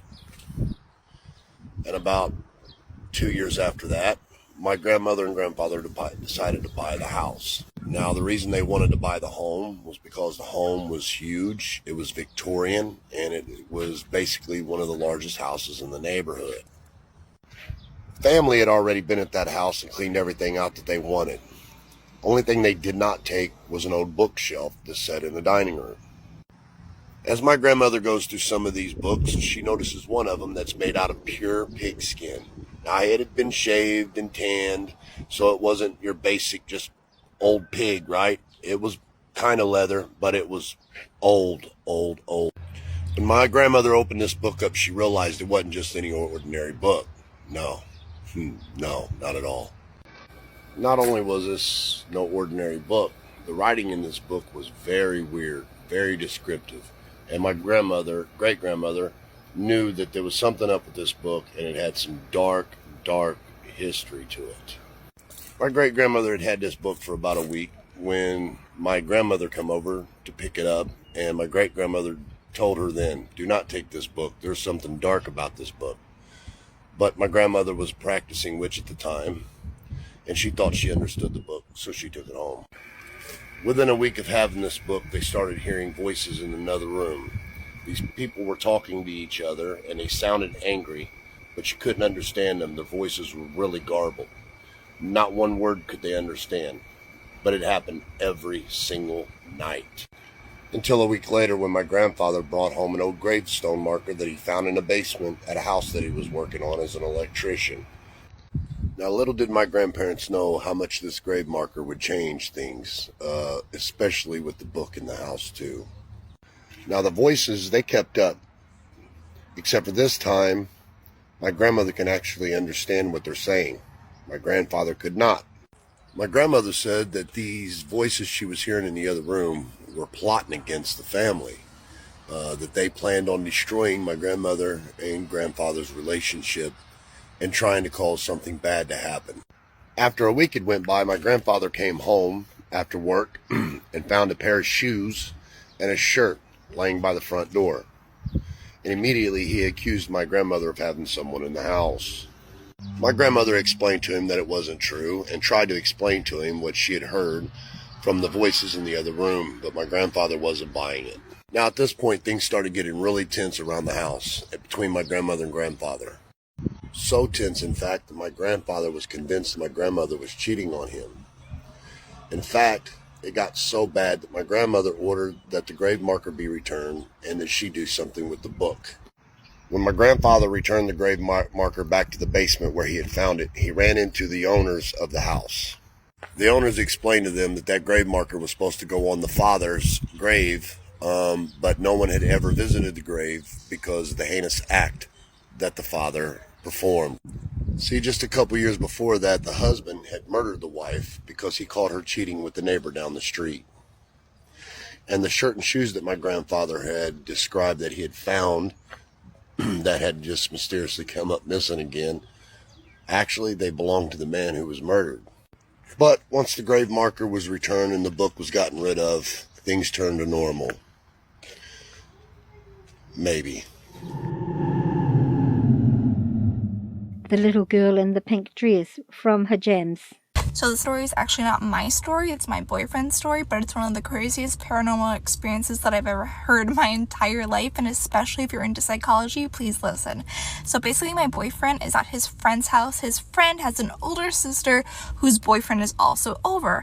They are just, the two of them are just hanging out in the room, whatever, and the door is open, and out of the corner of his eye he sees like a little girl run by, and she's wearing a pink hat and a pink dress, and she's blonde. And he just casually mentions it to his friend. He's like, hey, is this somebody's daughter? Did someone's daughter just get home? Like, I just saw a little girl in wearing a pink dress run by.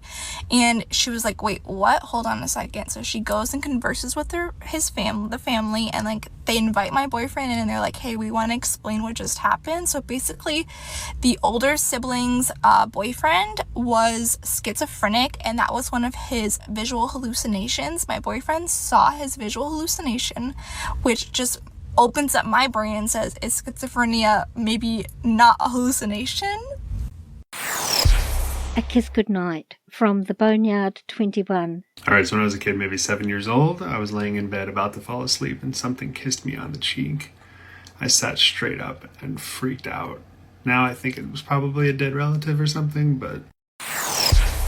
Suka or Demon Dog from DJB567. My mom had a dog named Suka, Siberian Husky, and woke up out of a dead sleep one night, and Suka was standing in my doorway staring at me. And I called her to me, and she started walking towards me very slow, and it scared me. So I stood up on my bed up against the wall, and I called her name again, and she looked at me and said, "If you scream, I will kill you." So, of course, I screamed, and as this thing's lunging on my bed, my dad runs in, flips on the light, and this thing disappears. And a few seconds later, right behind him walks in Suka and sits down. The Andrew Lowe House from Madre.art. The Andrew Lowe House. Okay, so this is one of the most haunted houses in Savannah.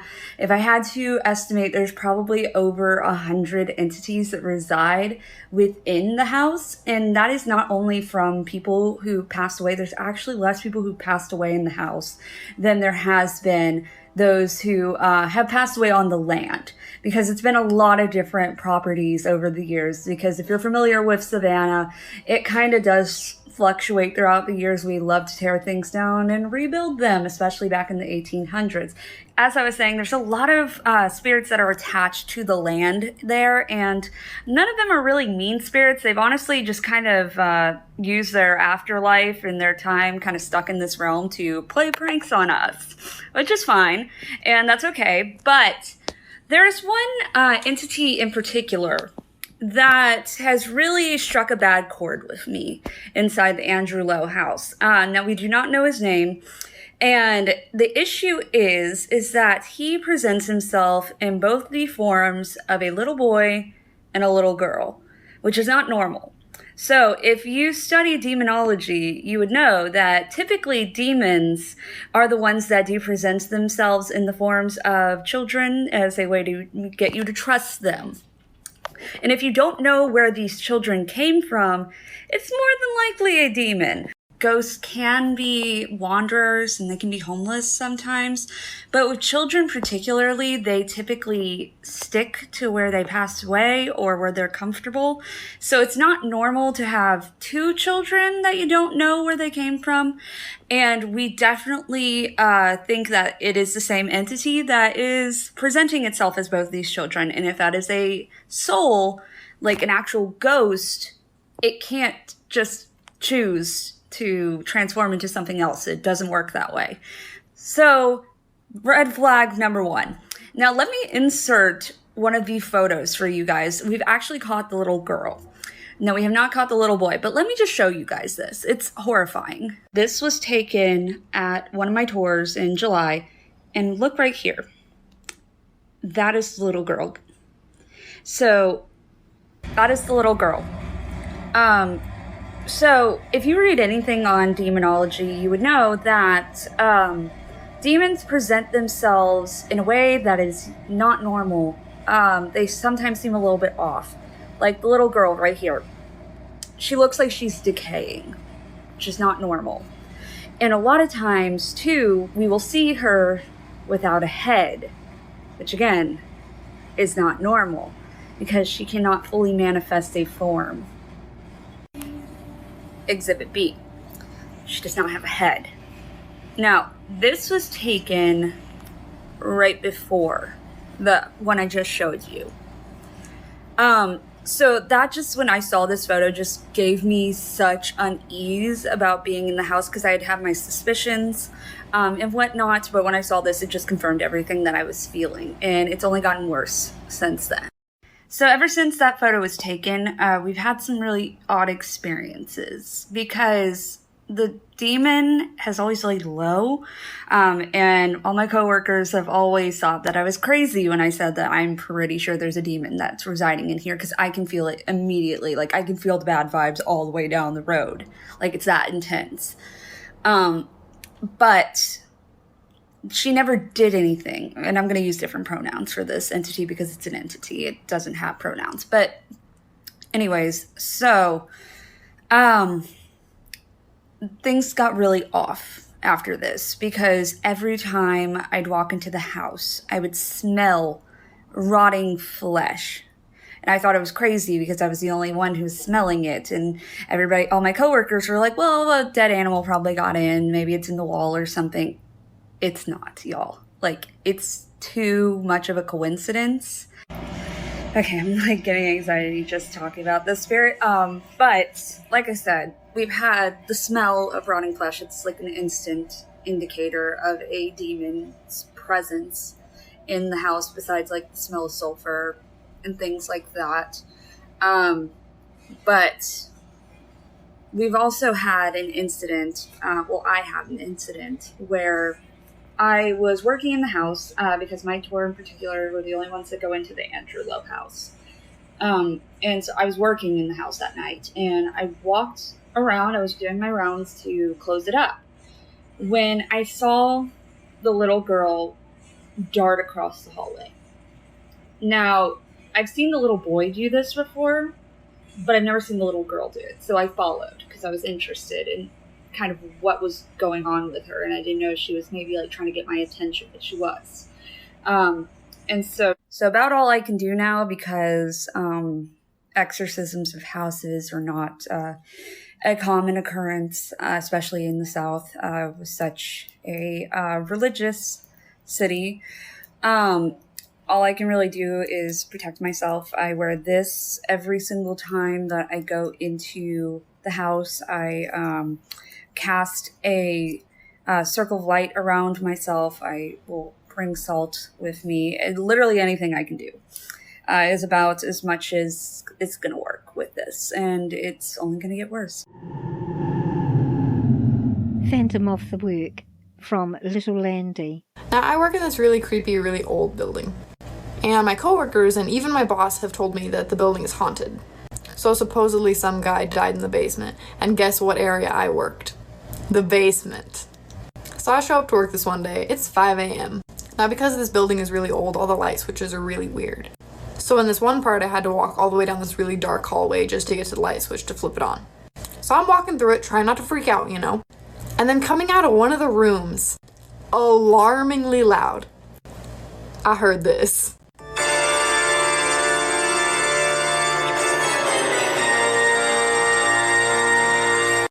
When I tell you, I turned and ran for my life. So I go find my boss and I'm like, hey, I think somebody's practicing downstairs in one of the organ rooms, and it scared the crap out of me. And this man looks at me and he says, Elise, nobody's in the building until 7 a.m. It's literally just us. And you want to know the real kicker? The guy that died in the basement? Yeah, he was a piano technician. Wisteria Entity from Caleb Tutt. So this happened yesterday.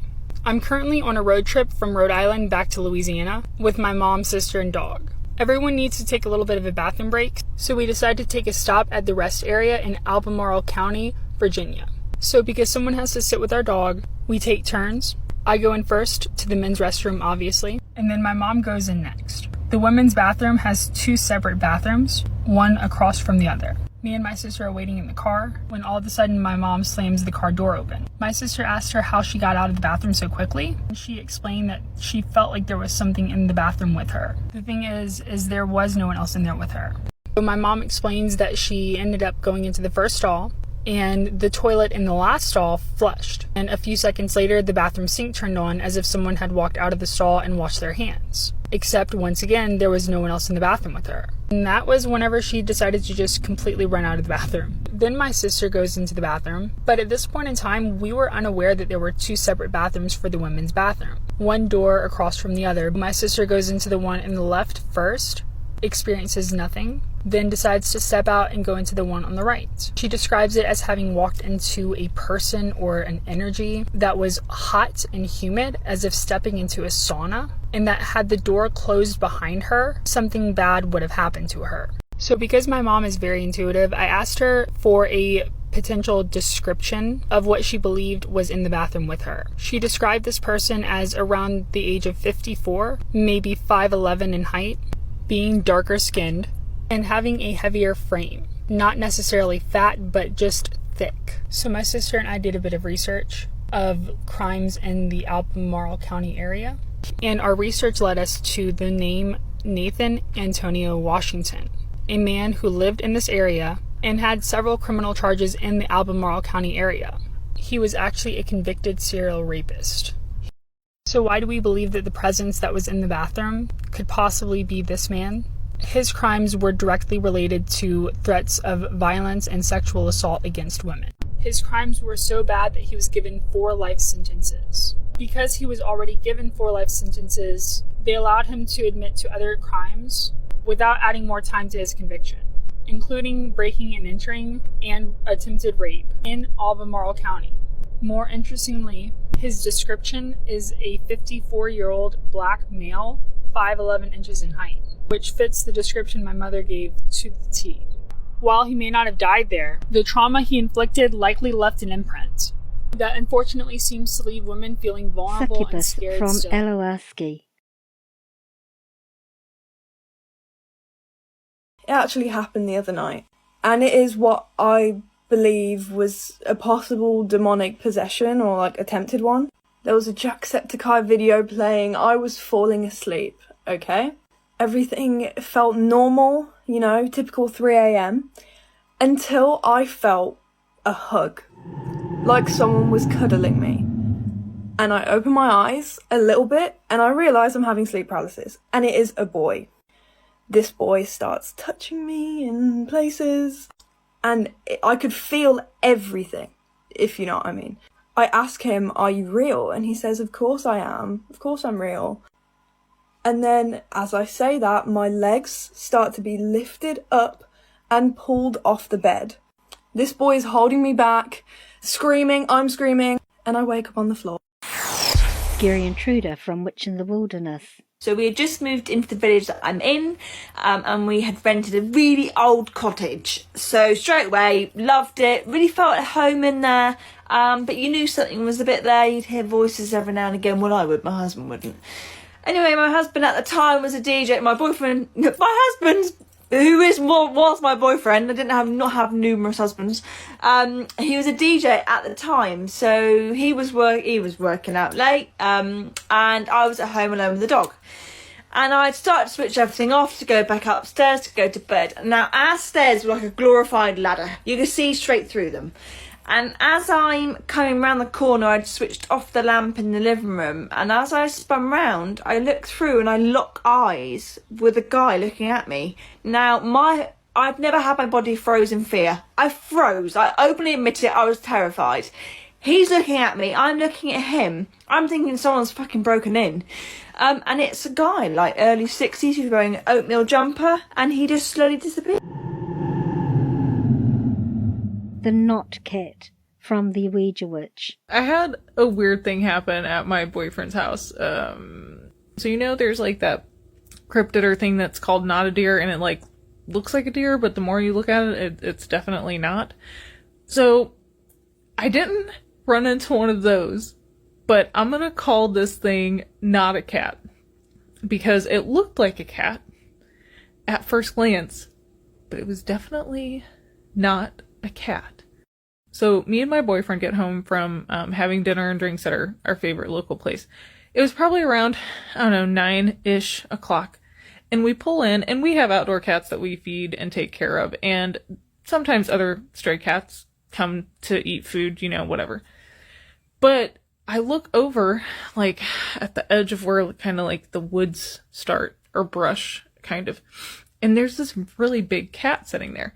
Now, I don't mean mountain lion size or puma cougar, whatever you want to call it. And honestly, probably not even bobcat size. And I know what bobcats look like. But it was like a really large cat, like a Maine Coon. And at first I was like, oh, that's cool. I love Maine Coons. I love big cats. Big house cats. But then the more I looked at it, its face was weird. And it was like, the porch light, you could see it, but you couldn't like fully see it because it was just kind of like outside of the light. And I'm like, holy shit, look at that cat. And like all of a sudden, it's like my brain, that meme of the lady like calculating things. That's what I felt like. And all of a sudden something like weird clicked in my brain. Like I figured out what was so weird about this cat. Its face looked oddly human. Now I don't mean like What We Do in the Shadows when Vlad like he turns into a cat but his face is still human, or like the Corn like Word Up videos with the dogs with the full human faces. It just looked very human. And as soon as I kind of put two and two together, and I had been looking at it for a couple minutes, and it did not move at all, like not a tail flick. It was like stone cold, like completely still, like statuesque still. I instantly got this, like, some primal fear of, like, we need to go inside right now. Like, we're not supposed to be out here. Like, I don't know how to describe it. It gave me cold chills. So, the cat doesn't move while we're out there. I go inside and, like, leave I'm, like, I have the main door open, but I'm, like, looking through the screen door. And, of course, my boyfriend's like, oh, I'm gonna go see if I can, like, pet it. And I'm like, leave it alone. Like, don't mess with it. It's weird. I'm like, I don't know. It's strange. I don't know if it's a demon cat, a skinny boy, I don't know what it is. I've never had a feeling like that around an animal before, especially a cat. I love cats. So then it, like, finally walks across the yard, but it, like, completely walks around the, like, circle of the porch light. And if it was a stray cat, I get it. I'm not saying that. It was just odd that it purposely did that. You know what I mean? So another thing I wanted to mention, when we first got home and it was initially sitting there, it just like looked straight.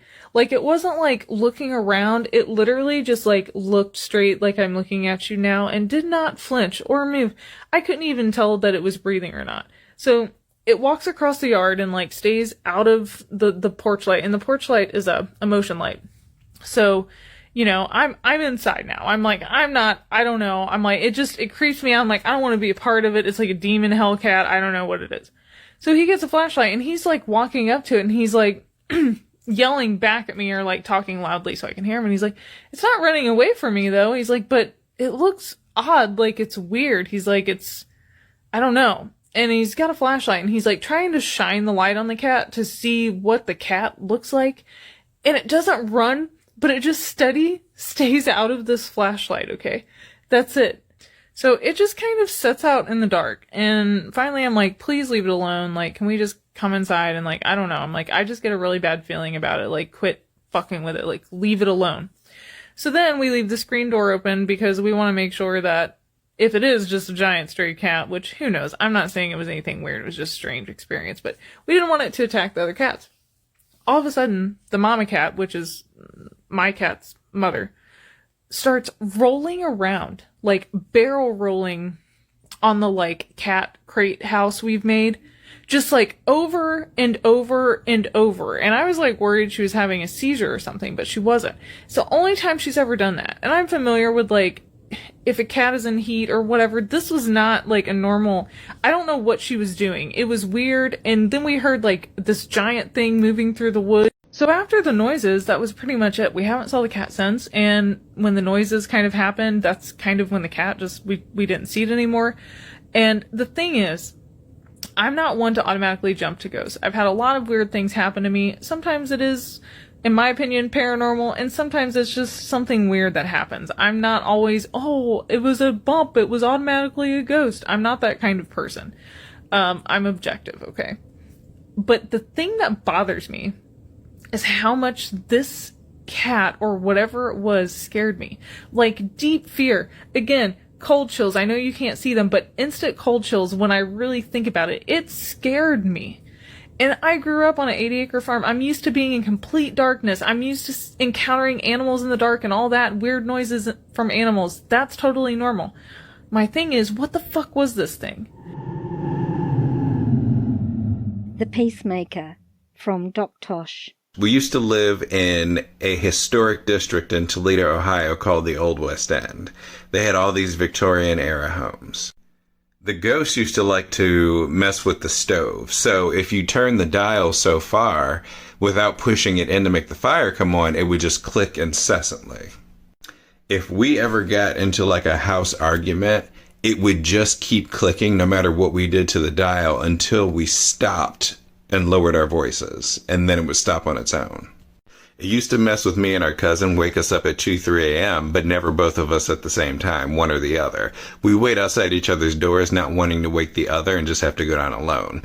The very last night, it wakes me up, I go down, shut it off. I go back up the stairs, I start walking, it starts clicking, I stop on the stairs, it stops. I move again, it starts again, I stop, it stops. It was fucking with me because we were leaving. Lizard transformation from Oracle_111. A story about the time that I saw a lizard person. Now, I didn't even believe in lizard people. I don't even know if I still believe in lizard people, but pretty sure I know what I saw. This was maybe 5 or 6 years ago. I was working in a thrift store, and I was working alone. And this was in the middle of the day. I was not high, I was not drunk, I was wide awake, I was not astral projecting. I was just working at the thrift store. I was the only one there. And a woman comes in who wanted to, and I could immediately tell that she was high on something, like she was messed up. And she was interested in buying this necklace, but she didn't have enough money for it, and she was trying to talk me down, and it was really annoying. And I just wanted her to buy the necklace and get out of the store, because there were other customers in the store who left once she came in because she was clearly on drugs or something. And so I sold her the necklace, and she asked me to put it on her. And I was like, okay. And normally when you put a necklace on someone, they flip around, so you can kind of like do it from behind and clasp it. But she just stood like facing me, so I very like awkwardly like reached forward to clasp this necklace on this woman. And as I leaned into her, literally, like I got very close to her, and it was literally like the second I got too close, it was like my eyes like pushed through some barrier, and instantly what I was seeing was definitely not human. This thing had red scales. And it wasn't making any sounds, but I felt like I heard something. Like I felt like it was breathing really heavily, and I got the impression that maybe it was sickly. And I was so panicked. I don't know how I did this, but I just clasped the necklace and then slowly pulled back. And it was like, as soon as I got about 10 inches away from this person, it was like the filter snapped back in place and she was human again. And I could see the look on her face, like she realized she had just made a mistake. And she was like, okay, thanks, bye. And like bolted out the door. And the second she left, I was so fucking shaken. I locked the door and ran under the counter, and I was just like shaking and hyperventilating underneath the counter for a while, because I didn't know what I had seen. I didn't know how to process it. I didn't know what had happened. So yeah, that's my story. Lady in Red from @MoonlightGemsCo. For anybody that doesn't know, Hawaii is haunted as fuck. And there's also an ancient elven race called the Menehune that come out at night. Yeah, you're going to want to Google that. So my best friend had never been to Hawaii. So in 2004, we went and we stayed at a super nice hotel, the Hilton, which was right on the beach. We're sitting on the beach one night and we're just chilling like underneath the stars. This woman comes out of nowhere. Like, looks like she comes out of the water. She's wearing a gorgeous red dress. Like, I'm like, what are you doing in the beach in that dress? She asks us where Ikaika's at. We say, we don't know who Ikaika is, sorry. And then she leaves. But I got a really weird feeling. So I looked to my left and she was gone. Within 3 seconds, there's no way that she could have gone out of my line of sight. Next night, we're talking to the bartender. He tells us about the ghost of the Hilton, who wears a red dress and is either believed to have been murdered or is Pele.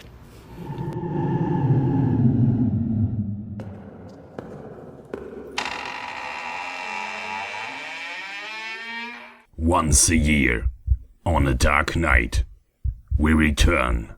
We will not sleep. We will not die. This is Halloween.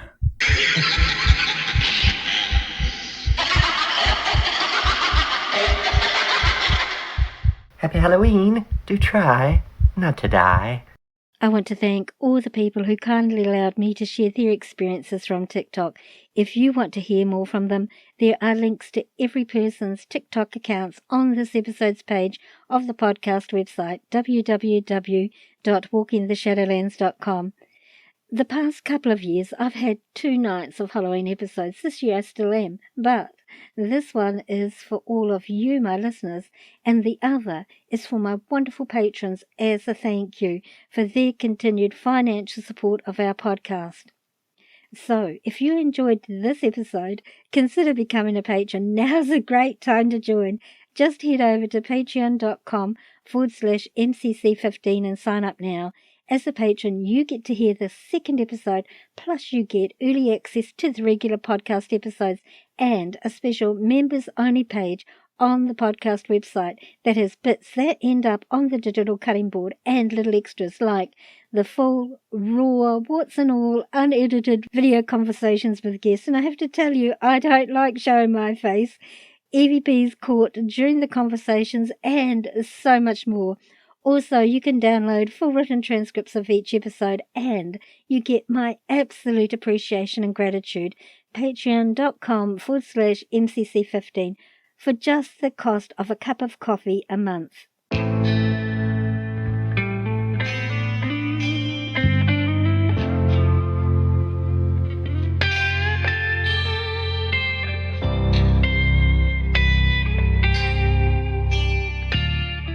This episode's bumper music is simply called Are You Scared Yet? By Sasha N, featuring Admiral Bob. Licensed under Creative Commons. For more information, check out this episode's page on the podcast website at www.walkingtheshadowlands.com. If you enjoy our podcast so you don't miss out on an episode, make sure you subscribe on your favourite podcasting platform. This podcast is available on all free podcasting platforms, including iHeartRadio and Pandora as well. Also, if you have Alexa, simply say these 4 words: open Walking the Shadowlands, and Alexa will play our latest episode for you. Check out our Facebook page under Walking the Shadowlands, our Instagram feed of the same name, and our Twitter feed at Shadowlands10, TikTok under Walking the Shadowlands. Like and follow for teasers of our upcoming episodes.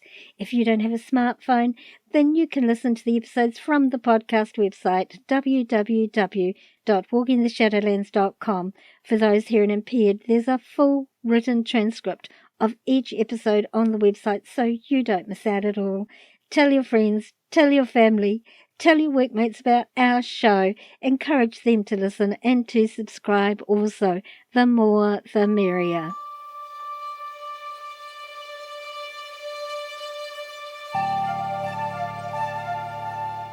Thanks for listening to this episode. Ka kite ano, oia koi. I'll see you again.